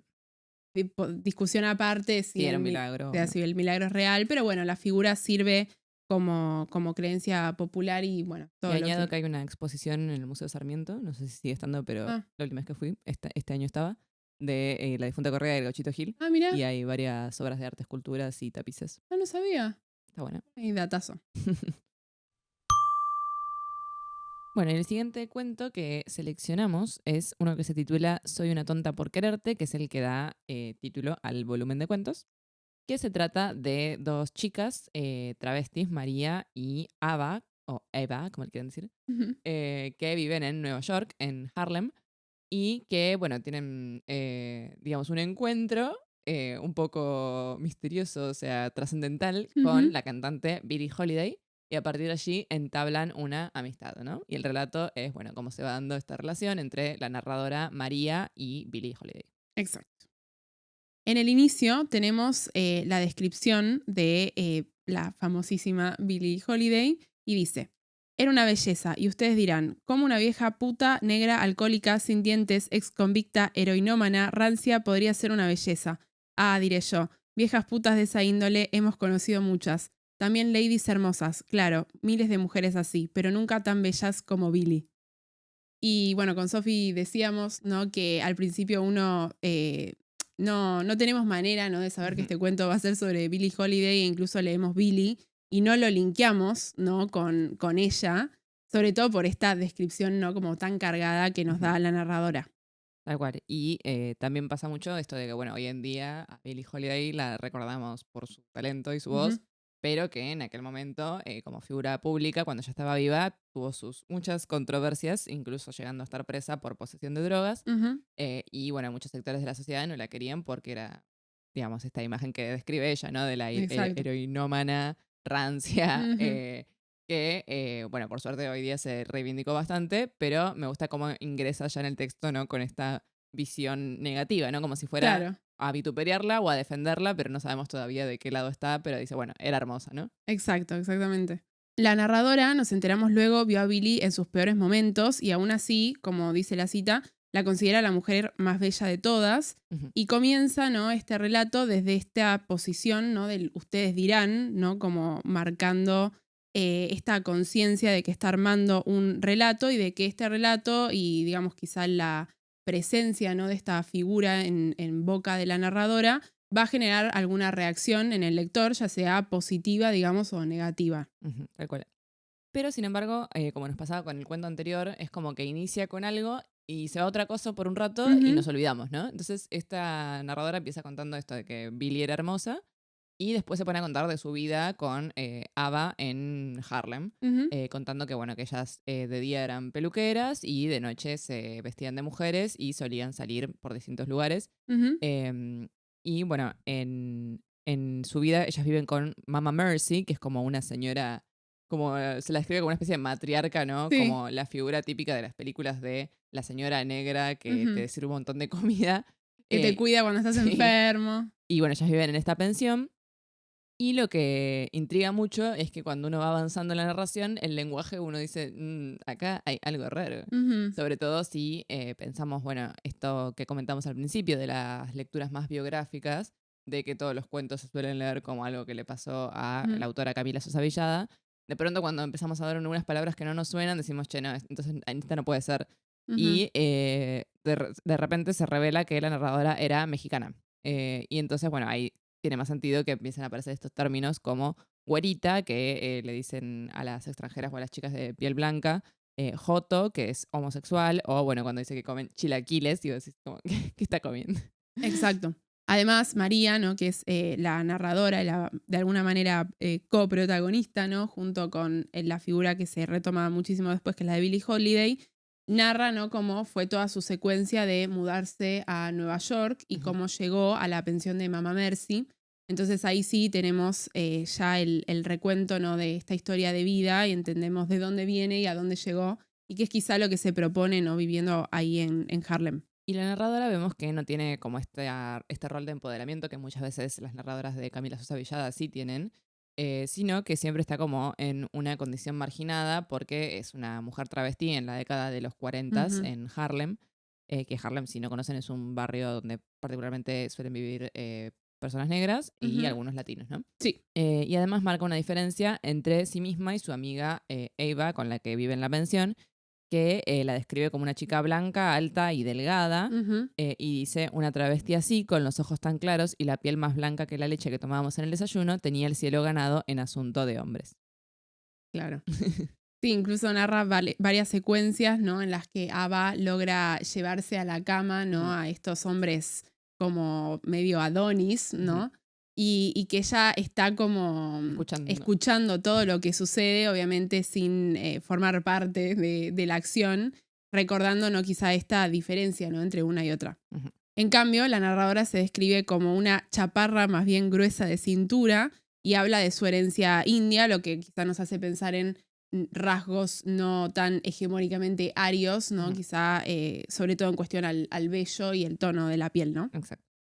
Y bueno, si bien la quiere a su amiga Eva, de cierto modo vivir con ella le resulta un poco tortuoso justamente porque siempre consigue a estos hombres que ella desea y no logra conseguir, ¿no? Ujú. Y bueno, esto también le lleva a tener disforia, que no lo dice con estas palabras, pero que hoy sabemos que es un término, un fenómeno común que ocurre con personas trans, que es cuando no te reconoces en tu propio cuerpo, justamente porque la identidad de María es de mujer, Ujú. y ella cuando ve su miembro masculino, bueno, ahí como que se le produce este odio, ¿no? Hacia su propio cuerpo. Exacto. Y dice, cuando iba a orinar, miraba mi entrepierna y pensaba, te odio tanto, toda mi tristeza es por tu culpa, te odio tanto que te cortaría con una tijera de podar. Pero lo interesante es que este odio se le va a pasar luego de conocer a Billie Holiday. Entonces uno se pregunta ahí como, ¿pero qué pasó con Billie Holiday? No, porque te dice esto y después no empieza a contarte la historia, Exacto. sino que sigue un rato con, con la cuestión. Es cierto, como dice Sophie, ¿no? Como el encuentro que ellas tienen con Billy, cómo se describe después, se presenta en términos como muy místicos, ¿no? Ujú, Entonces, podemos entender quizá a lo largo del peso que llega a tener Billie Holiday en la vida, sobre todo de María, cómo cambia su perspectiva en cuanto a ella misma. ujú, Pero todo esto se va anticipando de a poquito, ¿no? Hasta que sí tenemos la escena en la que ellas, María y Ava, se encuentran en un fumadero ujú. bastante, sí, oculto, ¿no? Como obviamente un espacio en el que se lleva a cabo el consumo de sustancias que no eran legales. Y escuchan un alboroto, ¿no? Y piensan que es la policía, ¿no? Que muchas veces llegaba a estos espacios para desbaratar lo que estaba sucediendo, con lo cual tienen una reacción de peligro, ¿no? De Ujú. mucho miedo a qué les pueden hacer, sobre todo a ellas, ¿no? Que se encuentran ahí, están en una posición quizá marginada. Y la cita dice, apareció primero Louis Armstrong, el mismísimo Louis Armstrong, señoras y señores, y por detrás una dama. Hay que decirlo así porque no cabe otra palabra. Una dama en un vestido blanco de satén bordado en piedrecitas brillantes que encandilaban más que cualquier bulto de negro que anduviera por ahí. Era Billie Holiday. Sí, esta secuencia es como muy rara porque, Sí. de nuevo, como que te dicen desde el principio que van a conocer a Billie, pero vos no asocias Billie Holiday. Y yo cuando leí apareció Louis Armstrong, me digo, ¿eh? Muy confundida. Claro. Aparte, como estaba en situación de fumadero, dije, bueno, estarán flasheando. No, no, era Louis Armstrong. Claro, sí, es verdad. A mí también en un momento se me ocurrió eso. Y bueno, justo cuando entra Billie Holiday, ella dice que tiene un tapado muy largo y como que se tropieza y ve que se está por caer. Entonces María reacciona rápido y va a atraparla. Claro. pero en ese atraparla le tironea de la peluca, o sea, Billie Holiday le tironea de la peluca a María y queda como descubierto su cuero cabelludo de varón. Exacto. Entonces, bueno, todos en el fumadero se empiezan como a reír de la situación de que era un varón y no una mujer, pero Billie Holiday sale a defenderla y dice, si alguien vuelve a reírse de esta dama, se regresa a su casa sin pelotas. Iconic, iconic. Que esto me parece muy... eso vos decías, iconic, pero como, muy empático, ¿no? De su parte, porque obviamente siendo una persona famosa, Billie Holiday, es como que lo que ella diga va a tener mucho más peso. Obvio. Entonces, el hecho de que ella la reconozca como mujer, porque le Ujú. llama esta dama, como que le da, bueno, listo, el estatus a María de que ya está, ahora nadie más la puede tratar como varón, porque Ujú. Billie Holiday la está reconociendo como mujer, ¿no? Y Sí. me hizo acordar, hay una película, que ahora me olvidé el nombre, pero que está Patrick Swayze, Ujú. que él hace de una mujer trans que se esconde en un pueblito y como que hay un momento en el que una de las amigas le dice, es importante que las mujeres tengamos amigas mujeres. Y ahí el personaje de Patrick Swayze le dice, tengo que decirte algo y como que le va a confesar que es trans y la otra como, ya sabemos". Que no es necesario. Claro. Pero como que la habían aceptado igual porque, Ujú. bueno, la reconocían como mujer más allá de que era una mujer trans, ¿no? Obvio. La peli se llama en Hispanoamérica Reinas o Reyes. Y en inglés tiene un título muy largo que no vamos a reponer. Tal cual, y a mí me pareció, ¿no?, que también lo que le da muchísimo más peso a la escena es que no hay un momento de duda, ¿no? Ujú. O no hay un momento en el que la narradora reponga como, y Billy me miró y de repente... No, es como, todo sucede de un momento al otro, o sea, la rescata, la peluca se corre y Billie Holiday establece esta declaración, ¿no?, que Ujú. obviamente con todo el peso que tiene por ser una persona reconocida. Y es inmediato, ¿no? Entonces me pareció como, bueno, justamente iconic, como estábamos diciendo. Y bueno, a partir de este momento, ellas entablan amistad y de hecho aparece Louis Armstrong que le enciende un cigarrillo a María y ellas se quedan como... ¡Qué hombre! Aunque finalmente no era un buen hombre. No, no, sí, este no es Louis. Ah, porque este no es Louis McKay, perdón. Pobre Louis Armstrong. Sí, No sí. lo vituperimos. Bueno, pero sí, entabla amistad con Billie Holiday, Ujú. va Billie y María, y empiezan como a pasearse juntas por la ciudad, y ellas describen como esto de que a Billie Holiday no le importaba que era famosa, como que igual seguía haciendo su vida Ujú. tranquilamente, que también es un gesto, como decíamos, de protección, ¿no? Y de reivindicación, porque de nuevo, si vos, digamos, en estas condiciones, salir de día vestida como mujer Ujú. travesti, por ahí era peligroso Ujú. porque te podía agarrar la policía o alguien que quisiera pegarte. Pero bueno, el hecho de estar con ella es como que les ofrece otro estatus, ¿no? Obviamente. Billy les empieza a hacer regalos, les ofrece cosas como su ropa, sus tapados. Y algo muy importante que sucede es que le ofrece a María, la narradora, una pulsera de oro que tiene un diamante. Y se la ofrece porque ella la miraba, ¿no?, todo el Ujú. tiempo brillando ahí en la muñeca de Billy. Y esto es algo que se va a retomar en el final. Ujú. Entonces, la narración, ¿no?, quizás sigue esta secuencia de mencionar cosas que quizá en la lectura pasan un poco desapercibidas y luego van a tener un gran peso o se van a retomar muchísimo después porque además el texto es bastante extenso, ¿no? Ujú. Es el más extenso del volumen. Entonces queda, ¿no?, como este significado en la pulsera que recién lo entendemos al final. Exacto. Y bueno, ella lo rechaza, ¿no? María le Ujú. dice que no puede aceptar eso. Y eso es algo que se marca mucho en el personaje, el hecho de que no, como que nunca robaría. Hay un Ujú. momento donde dice que en la peluquería, como que las mujeres van con miedo de que les roben. Y ella dice, lo único que yo les robaría es el marido. Sí. Entonces me parece que esto es como un rasgo importante de la narración. Ujú. Y bueno, vemos también que, sin embargo, si bien el personaje de Billie Holiday, como decíamos, puede ofrecerle cierta protección porque está en otro estatus, sigue siendo víctima de distintos abusos, como decía Bren hace un rato, de parte del ex esposo que es Louis McKay, ¿no? En principio, solo sabemos que sufre del abandono, de que el tipo se había ido, creo que a California, Ujú. pero luego nos vamos a enterar que además le está quitando su dinero, o sea, le está usando económicamente. Ujú. Sí, esto a mí me pareció que iba muy en línea con todo lo que ella les ofrecía, ¿no? Desde el principio que yo pensaba como, bueno, o sea, entiendo, ¿no?, que quizá en un gesto de generosidad Ujú. una persona que tiene más poder económico quiera ayudarlas, pero como que en un punto Billy está como, bueno, pero tomen, tipo, tomen mis Sí, sí. tapados, tomen mis cosas. Entonces yo pensaba cuando empezamos a entender, ¿no?, todas estas condiciones de abuso que ella vive por su ex esposo, este deseo quizá de decir como, prefiero que mis cosas las tengan ustedes a que me las saque este tipo, Ujú. o que me las saque y pueda hacer dinero con eso, ¿no? Exacto. Sobre todo porque eran, o sea, no pensemos como una blusita, sino eran Tapado de tapados de piel. pieles que, digamos, tienen un valor como de $20.000 o Ujú. cosas así. En esa época se usaba mucho, ¿no?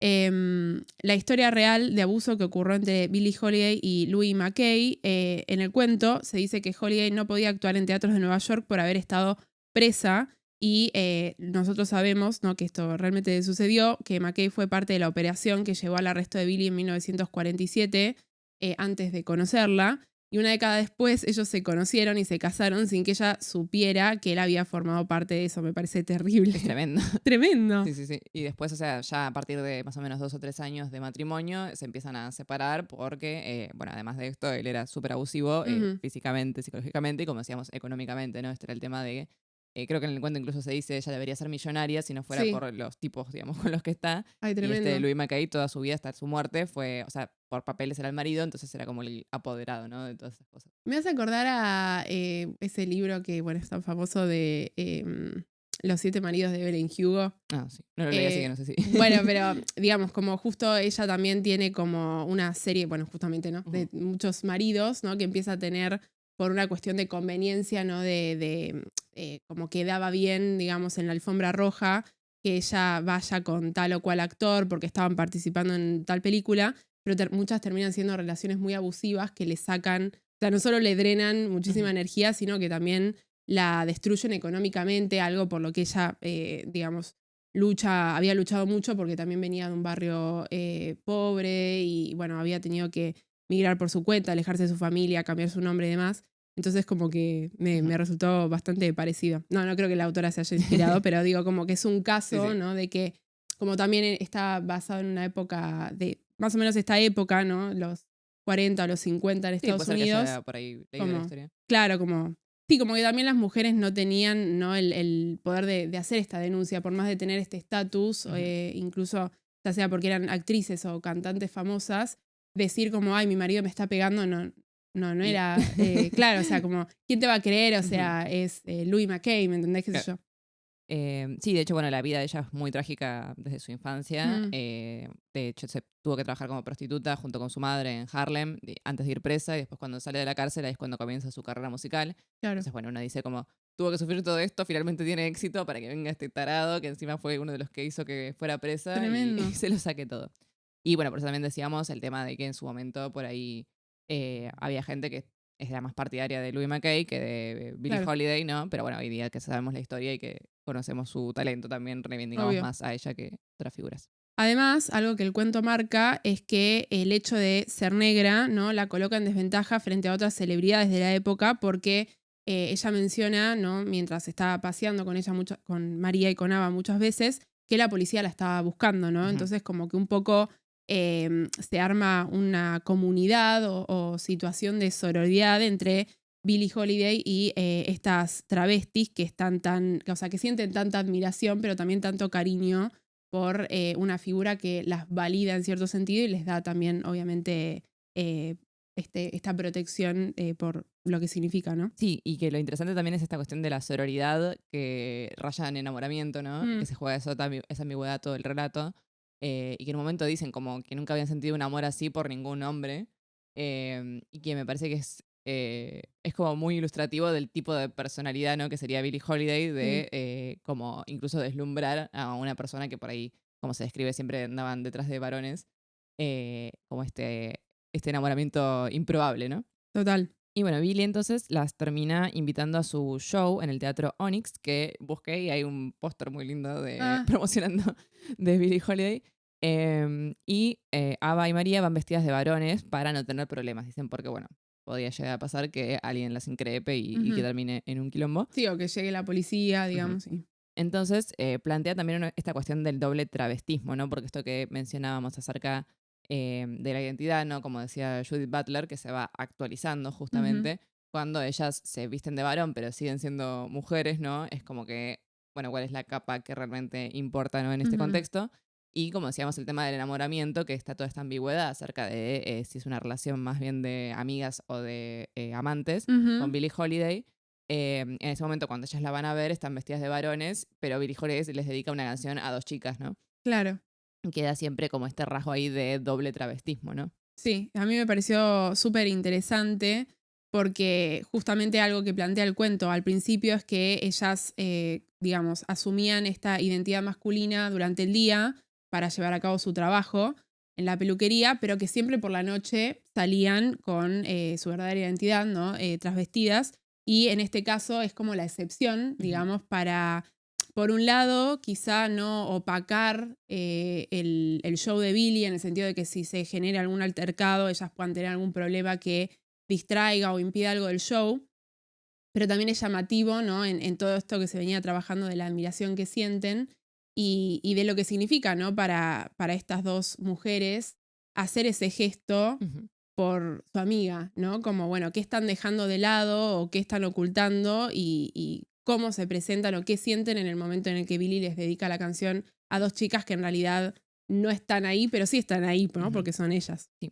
Bueno, y entonces en esta situación del teatro, ahí ella describe cómo era ver a Billie Holiday. Dice, me gustaría poder escribirlo bien, poder contárselo a ustedes del mismo modo en que lo sentí yo, pero soy muy tonta, sepan disculpar. Me faltan palabras para decir lo sagrada que fue esa noche. Yo me sentía Juan Dieguito frente a la Santísima Guadalupana el día de su anunciación.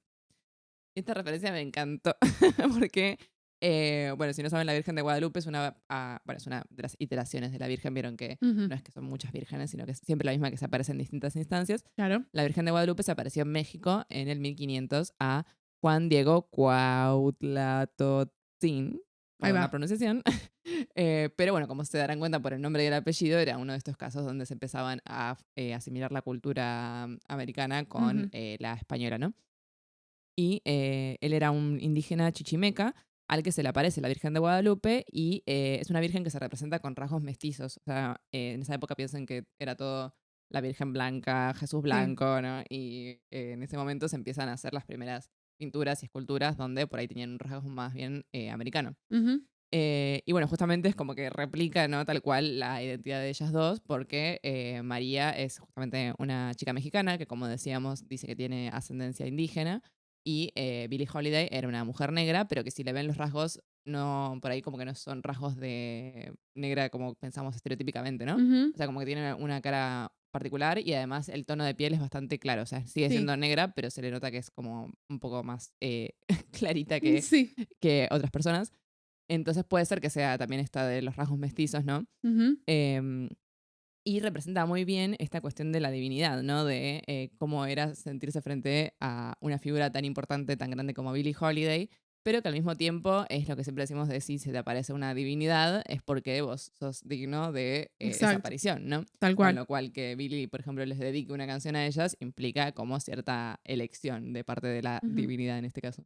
Sí, le da el peso a la escena como una especie de epifanía Ujú, que surge de una persona que en realidad ellas frecuentan todo el tiempo, pero que en ese estado de el show, ¿no? Y también lo que significaba para Billie volver al escenario después de muchos abusos que venía sufriendo o de ser perseguida por la policía y demás, tiene todavía una importancia mayor, ¿no? ujú. Como que la ven en su estado más divino, ¿no? Como, Sí. bueno, ya la frecuentaban todos los días paseando con ella, charlando, haciéndose amigas, con esta admiración o medio el límite del enamoramiento, pero ese es como el lugar natural de Billie Holiday, ¿no? En el escenario con esa voz increíble que tiene. Ujú.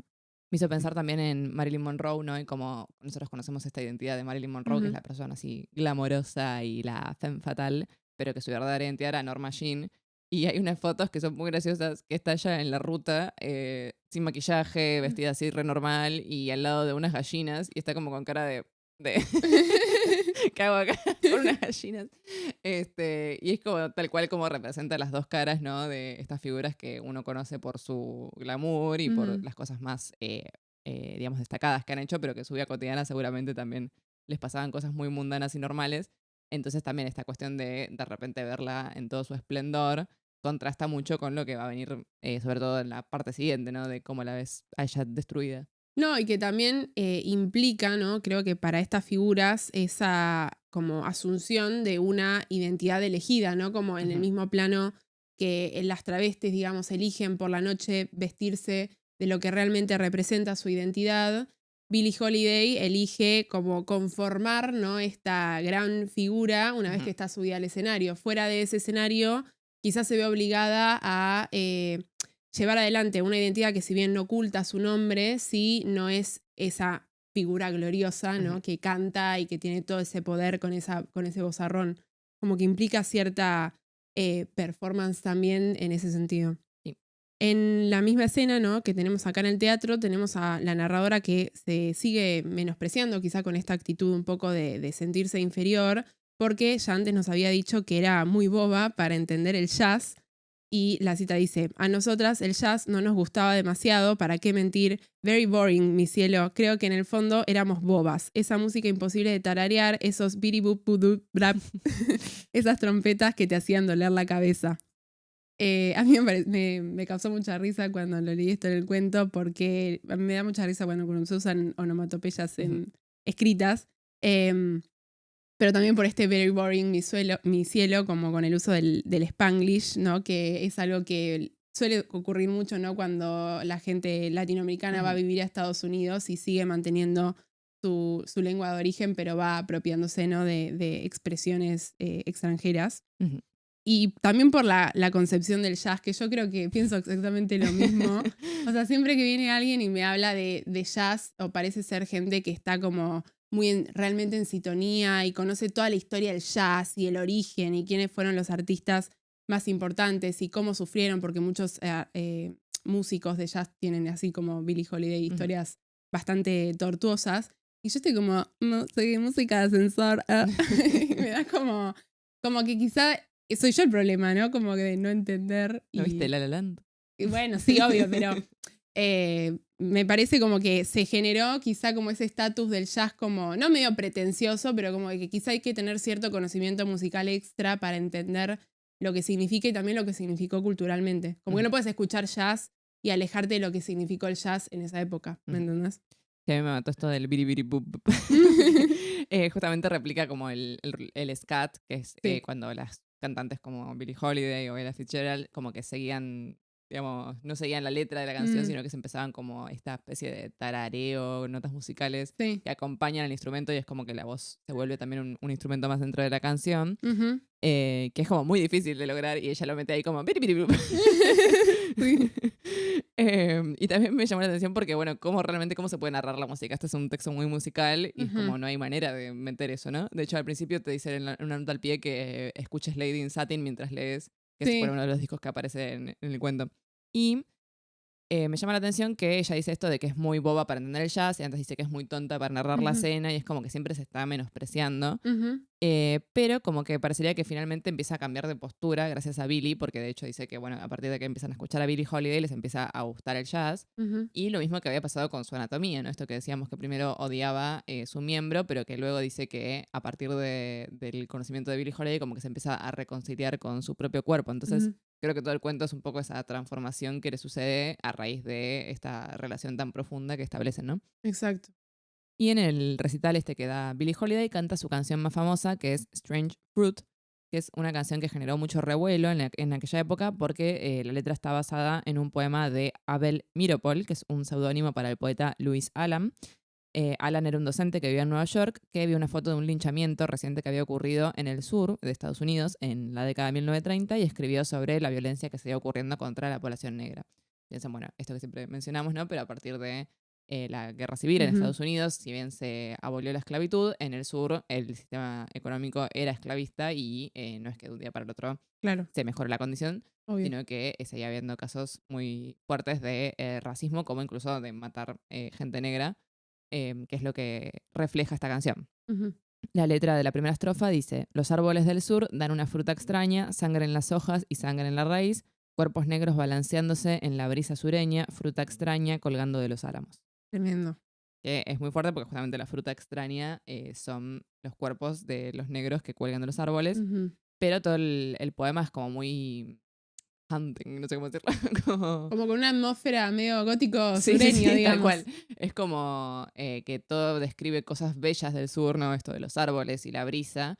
Y al mismo tiempo, bueno, todo esto que está ocurriendo, que es terrible y que, bueno, al día de hoy sigue habiendo problemas con esto, pero que en aquella época era muy patente y muy explícito, ¿no? Sí.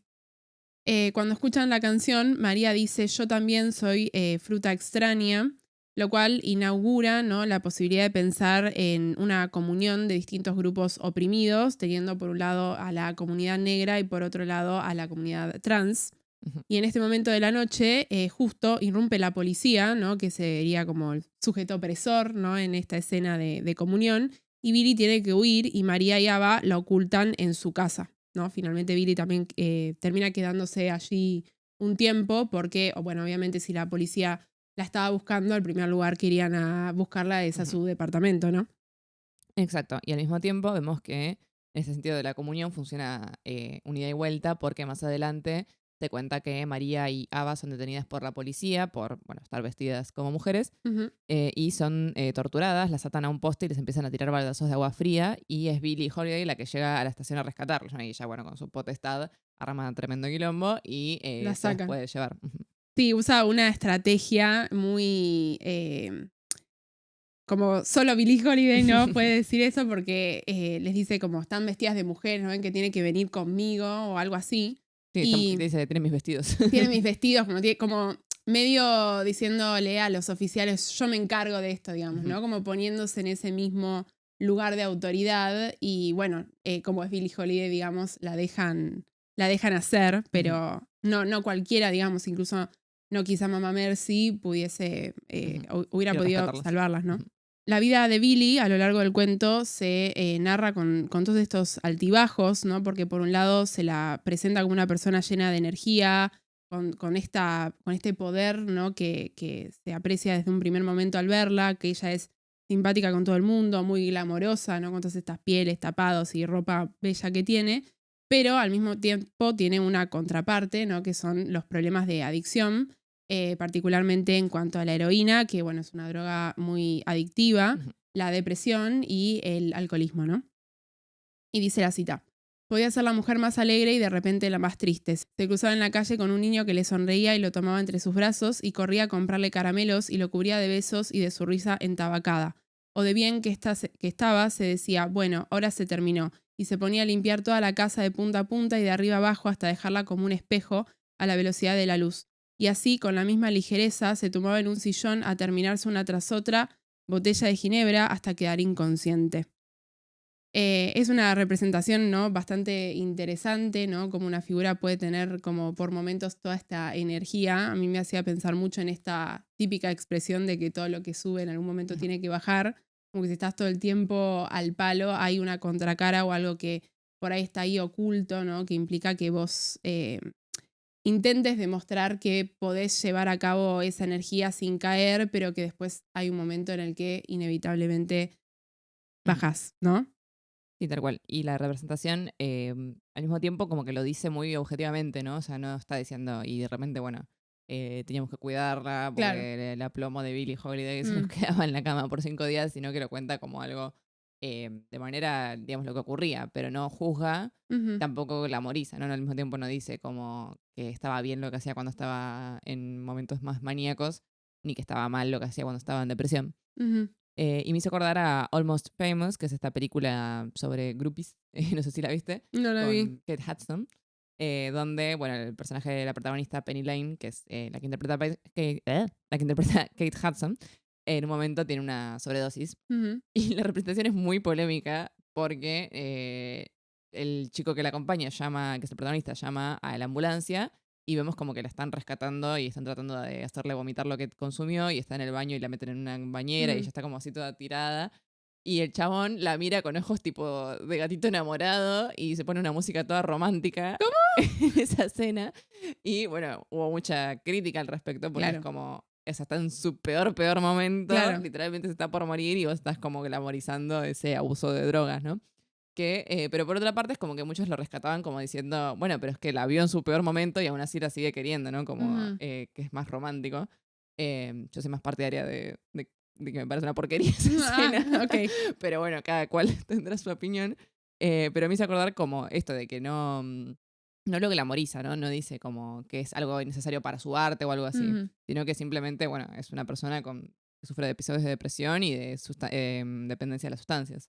Exacto.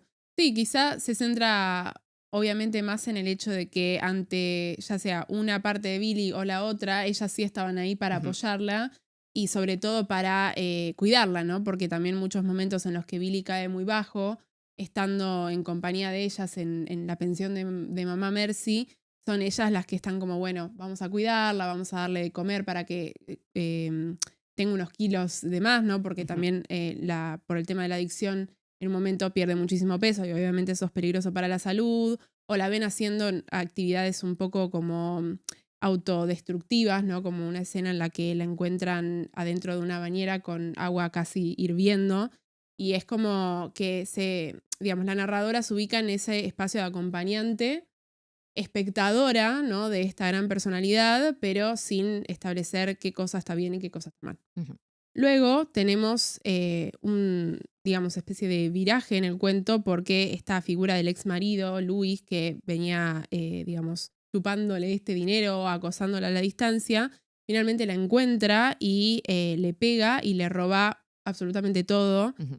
Es muy tremendo, ¿no? Cómo se describe porque María ya había ido a visitarla varias veces al departamento y obviamente muchas veces la encontraba a Billy en una situación de poco cuidado, en el sentido de que había muchísimo desorden, de que se daba cuenta que no había comido, pero de repente cuando la encuentra, ¿no? Después de este episodio en el que el ex marido le pega, es incluso más tremendo, ¿no? Ujú. Como la escena de encontrar todo desordenado, todo vacío, ¿no? Como ya no están todas estas pieles, ya no están todos estos objetos de valor que forman parte de su departamento y sobre todo el relato de Billy de lo que fue, digamos, ese abuso. Y bueno, en un momento cuando la encuentra, después de que le pegó el marido, Billy le pide a María que tenga sexo con ella. Es como que es el punto de quiebre en la relación, porque, bueno, María finalmente accede, pero en principio parecía que no quería, Ujú, y le dice como, no, pero ¿cómo vamos a hacer eso si yo soy una mujer, no? exacto. Y bueno, finalmente accede, pero María deja de visitar a Billy a partir de este momento porque siente como una mezcla de Sí. cuestiones, ¿no? Respecto tanto a su relación con ella, pero también en su identidad. Como una confusión, vergüenza, no sabe si Billy se aprovechó de ella en esa situación Ujú, o si ella misma se sentía atraída por Billy, ¿no? ujú, Entonces dice, no podía superar lo que habíamos hecho juntas. Lo que me había hecho hacer hizo añicos frente a mis propios ojos, tapatíos cualquier idea tranquila que puede tener sobre el amor. La serpentina bailó frente a mis ojos y yo la penetré, a una mujer. Y sentí que todo mi derrotero de joto no valía nada. Tanto sufrir para ser una mujer y terminé en la cama con una y para colmo haciéndole el amor. Y es como que la relación, digamos, heterosexual, en el sentido más físico, termina desestabilizando toda la identidad de María, ¿no? ujú, Porque ahí le empieza a hacer cuestionar, bueno, esto del género, ¿no? Tantos años tratando de exacto. ser mujer, pero tengo sexo con una mujer y usando mi miembro, entonces, ¿qué significa eso? Como que ya no puedo asumir esa identidad. Ujú, Em, y me pareció que tenía relación con las malas porque también aparece una relación entre una chica travesti del grupo y María, que es la única mujer cis. Y las otras chicas trans dicen, no nos podemos imaginar qué hacen, ¿no? claro. Cómo tienen relaciones. A mí me pareció tremenda, ¿no? Cómo se describe esta escena, porque en un momento, ¿no? María, ¿no? Quiere excusarse, digamos, diciendo como no, no podemos hacer esto porque yo soy una mujer, ¿no? Yo soy tu amiga. Y Billie Holiday le dice justamente es que yo no quiero a un hombre, quiero a mi amiga Ujú. María, ¿no? Entonces se inserta, ¿no? Como toda esta confusión porque ese miembro, ¿no? O quizás esa asunción de un rol en el vínculo físico no forma parte de María, ¿no? Ujú. Y sobre todo de este personaje que se nos venía describiendo desde el comienzo del cuento como una persona que sufría mucho el tener eso, digamos, ese miembro que Ujú. lo odiaba y que lo rechazaba y que desearía no tenerlo, ¿no? Como se había descrito en esta escena en la que Ava, digamos, frecuentaba con estos hombres en la misma habitación donde estaba ella. Entonces ella sentía que se excitaba y era ese recuerdo, ¿no? De la existencia de algo que ella quería borrar, ¿no? Ujú. De su cuerpo, como si eso fuese la única posibilidad de poder finalmente aceptarse o quererse en esa identidad que se había elegido. Entonces, creo como que la escena genera como a los lectores muchísimo como sentimiento encontrado, ¿no? Como que se venía construyendo figura tan magnífica de Billy y tan como de cariño con ellas, y de repente pasa esto y uno se queda como, bueno, ¿qué hago? Estoy con María, porque, ¿no? Como que uno empatiza como por ese lado. Sí, es como, tampoco sabes si, o sea, a ver, Billy es como la que está en una situación de vulnerabilidad en esa situación, Claro, entonces cuando ella dice como esto de que si Billy se propasó o se aprovechó de ella, y uno dice, pero en realidad, o sea, vos te podrías haber ido tranquilamente, ¿no? sí. Pero bueno, también por la relación de poder, tal vez como esto que decíamos de Billy, que es la figura así tan imponente, Ujú, sintió como que tenía que cumplir. O tal vez tenía ese deseo, ¿no? De claro. hacerlo. Y es como que eso es lo que le genera tanto problema. De decir, Ujú, bueno, che, pero si yo soy una mujer que me atraen los varones, ¿por qué de pronto tengo que cumplir un rol de varón en una relación con una mujer? exactamente. Y a partir de esto, bueno, ellas no se hablan más o no se ven más. Pero antes de morirse, Billy le manda una copia de su disco Lady in Satin con la dedicatoria Soy una tonta por quererte, que es obviamente el título del cuento, Ujú, que es la traducción de una de las canciones del disco, que es I'm a Fool to Want You, que me llama la atención que en castellano suena muy a bolero mexicano, justamente, ¿no? Como sí. que yo pensé que era una canción latina, porque Ujú, cuando vi el título del cuento lo empecé a buscar como diciendo, a ver qué canción es, y no parecía, y es porque, es claro, es una canción de jazz en inglés. exacto. Pero bueno, es algo que ella menciona al principio de que como que ya no le gustaba el jazz, sino que le gustaban las rancheras, ¿no? Como Ujú, ese estilo de música mexicano. Pero que a partir de que Billy empieza a frecuentar su casa, dice como que le toma el gusto a este jazz y en cierta medida creo que la traducción hace que se asimile un poco.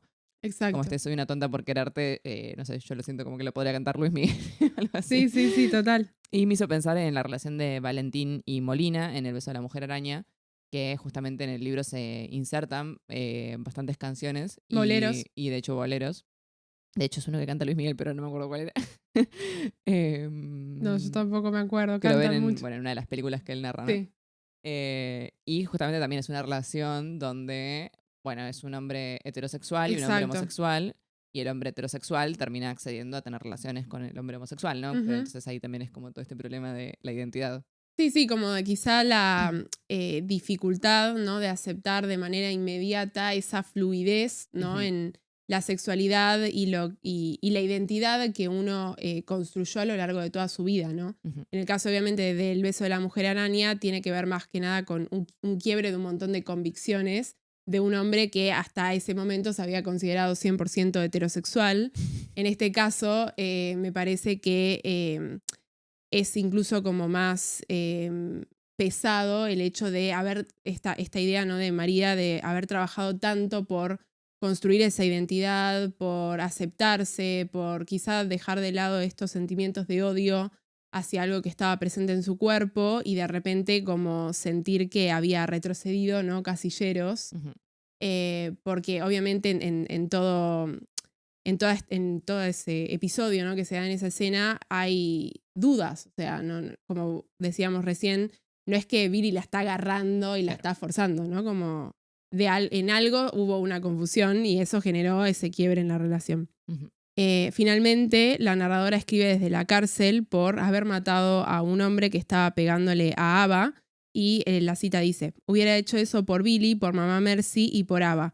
Volvería a hacerlo siempre. De algo tiene que servir esta fuerza de hombre. Y es un choque, ¿no? Bastante grande de lo que teníamos al principio, ¿no? Donde todos esos elementos masculinos que formaban parte de su cuerpo eran rechazados y Ujú. como que de repente es esta reapropiación o uso de algo que formaría parte de esa identidad masculina, ¿no? Ujú. Y encima esto de hubiera hecho eso por Billy, que justamente no la pudo proteger en Sí. su momento. Y bueno, Billy se dice que termina muriendo poco tiempo después, Ujú. pero no por golpes, sino por uso de sustancias Sí, en un hospital. en un hospital. Y esta frase fue como, "Nah, destruyó". Tremendo. Pero aparte de eso, bueno, que siga mostrando esa sororidad y esa Ujú. comunión, ¿no? Que había entre distintos grupos y que, bueno, finalmente usa las herramientas que tiene a mano, en este caso su fuerza. Y como decíamos, toda la historia muestra esta transformación del personaje. Al comienzo, como decíamos, Billy le había ofrecido este regalo de la pulsera con el diamante y al Ujú. final María cuenta esto. También le robé la pulsera de oro con el diamante incrustado. La tenía por ahí suelta encima de los pocos muebles de su casa sin darle mayor importancia. Mi idea era devolvérsela si ella la echaba de menos, pero no se dio cuenta de que le faltaba. Tremendo. Me rompió el corazón. Ahí recién se retoma la pulserita que había aparecido la primera vez que ellas habían Ujú, conocido a Billie Holiday. Y me parece también como relevante esta cuestión de que, bueno, Billy también tuvo su temporada en la cárcel, digamos, por la cuestión de las drogas y los abusos de su marido y cómo la habían de alguna manera engatusado. Y ella termina en la cárcel por proteger, ¿no? a su amiga, casi hermana, ¿no? Porque convivían juntas. Y es como que siento que se replica ahí un poco en espejo, como en una situación de vulnerabilidad. Igual, digamos, la norma o el Estado siempre encuentra la manera de que lo pague quien menos se lo merece. Ujú. O quizá de hacer pagar simplemente por un rasgo que es más evidente y no por realmente la falta cometida o entender la razón de esa falta y si había alguna justificación por detrás. Obviamente no en el caso de Billy, pero sí quizá nadie investigó, ¿no? Que tenía Ujú. un marido que la abusaba y simplemente como que le creyeron y la metieron en la cárcel por algo que si bien era ilícito, Y quizá además, o había sea, otra la gente manera de... con adicción siempre Obvio, termina súper desacreditada sí, sí, por el sí, simple hecho de tener una enfermedad, ¿no? Que se podría haber obvio. tratado y no dejarla a su suerte, como en este caso. No, que o quizá la podrían haber metido en rehabilitación, ¿no? Y no Ujú, en la cárcel, que quizá no es un ambiente donde un adicto pueda recuperarse fácilmente, ujú. ¿no? En el sentido de la atmósfera que se inaugura en ese espacio de encierro. Así que es un cuento excelente. Sí. Yo estaba leyendo una entrevista con Camila Sosa Villada Mm, después de la publicación de este libro y decía que la editora le dijo, acá ves, acá te superaste a las malas y era este mm. cuento y yo estaba, la verdad que sí. Sí, O sea, no sí, terminamos las malas, así que no lo sé, pero cuando lo leí no lo podía creer, me pareció una excelencia literaria que pocas cosas en mi vida. sí, sí, literal. Además, ¿no? Como que a veces uno tiene esta concepción, ¿no? De que dentro de lo que es la narrativa, los cuentos son esa parte donde tiene que suceder algo, ¿no? Como la típica Ujú, concepción de que, bueno, tenemos una introducción, un nudo y un desenlace y hay un punto de viraje en el cuento y que eso se resuelve. O, bueno, distintos géneros como el fantástico, ¿no? Que establecen cierta estructura. Y en realidad este es un cuento donde no, digamos, no pasa nada en el sentido de que no tenemos un hecho así como... Uy, rompí el micrófono. No tenemos un hecho así como de conflicto, sino la narración de todo este vínculo y cómo se va desarrollando en muchísimo tiempo y el desenlace que tiene obviamente cada uno de los personajes. Entonces funciona casi como una novela súper condensada, porque si ujú. bien el cuento es bastante extenso, es más corto, ¿no? que una novela. Y me pareció excelente, o sea, la construcción de la narradora, el contexto, ¿no? Quizá hay varias cosas que no mencionamos de Ava y de Mamá Mercy, pero también son personajes que se delinean de una manera excelente Ujú. y uno se imagina casi la peli, ¿no? Sí. Sí, también como decías, muchas veces se plantea esta cuestión de que el cuento es para hechos, o sea, Mm, sucesos, y la novela es para personajes, ¿no? Entonces, como que en la novela tenés que hacer el perfil claro, del sí, de cada personaje uno. Mm, y el cuento no hay tiempo. O sea, anda al hecho, contá lo que claro. pasó. Y acá es al revés, ¿no? Porque me parece como casi una crónica de Billie Ujú, Holiday. No sé, yo si me decís, sí, sí, esto ocurrió, yo te creo totalmente, porque está total. todo tan bien armado. Y de hecho me puse a investigar a ver si encontraba algo y no encontré. Pero porque digo, ¿cómo se le ocurrió hacer esta reversión de Billie Mm, Holiday? Porque muchas veces hay como, digamos, cuentos que retoman figuras históricas, sí, pero suelen como atenerse bastante a algún evento que conozcamos todos, ¿no? claro. Y acá no, o sea, acá inventó un personaje que es esta María, que es la narradora, y que, o sea, no encontré ningún registro, no sé, Ujú. Camila Sosa Villada, si me estás escuchando, destinos. Pero, o sea, me pareció muy llamativo esta operación y Mm, de reivindicar a Billie Holiday como amiga de las travestis, ¿no? Como que al final termina poniéndola ahí en un rol de protección, ajá. que me parece que pasa con muchas figuras, algunas figuras como, no sé, Madonna o Britney, como que terminan siendo muy canonizadas por la comunidad LGBTQ. Sí. Pero acá digo esto, hacer toda esta operación de repente meter unos personajes que no existían en la historia y Ujú, armarles toda esta cosa dramática y romántica. Digo, ¿cómo se le ocurrió a total. Hermione? Y que además la protagonista no es Billy, o sea, no Ujú, es la narradora Billy, sino justamente ese personaje creado, o sea, totalmente ficcional, ujú. ¿no? Porque no, como dice Sofi, no es que hayamos encontrado registros, pero bueno, no sabemos, quizá Camila sí. Y delineado de una manera sin frenar, ¿no? Porque si bien, como decía Sofi, tenemos como más acento en los hechos, en los cuentos, en este cuento tenemos un montón de hechos importantes que se van dando y que significan muchísimas cosas para los personajes. Entonces es el desarrollo de eso simplemente, pero de una manera magnífica. Ujú. Así que bueno, les recomendamos ya mismo que vayan a leer todos los cuentos de Soy una tonta por quererte. Excelente volumen de cuentos. Y bueno, tenemos otros personajes importantes que van apareciendo en los distintos relatos del volumen. Pero bueno, decidimos como tomar Acotarnos. estos dos porque nos pareció que, bueno, por un lado, gracias Difunta Correa, iba más en línea, ¿no?, con este pasaje de las malas a este estilo un poco más de ficcional o de construcción de distintos personajes ficticios que no estén más ligados con la autobiografía. Y Soy una tonta por quererte porque da nombre al volumen, pero además es totalmente excelente. Así que bueno, para abrir hilo, cuéntenos si ustedes también leyeron este volumen de cuentos, qué cuentos les gustó más, si les pareció tan excelente también el relato que da nombre al volumen. Y bueno, nada, si piensan que por favor Camila escriba más libros de Ahora en el subte encima pusieron las publicidades Sí. de Soy una tonta por quererte y entonces cada vez que pasaste como Camila. Total. Reina.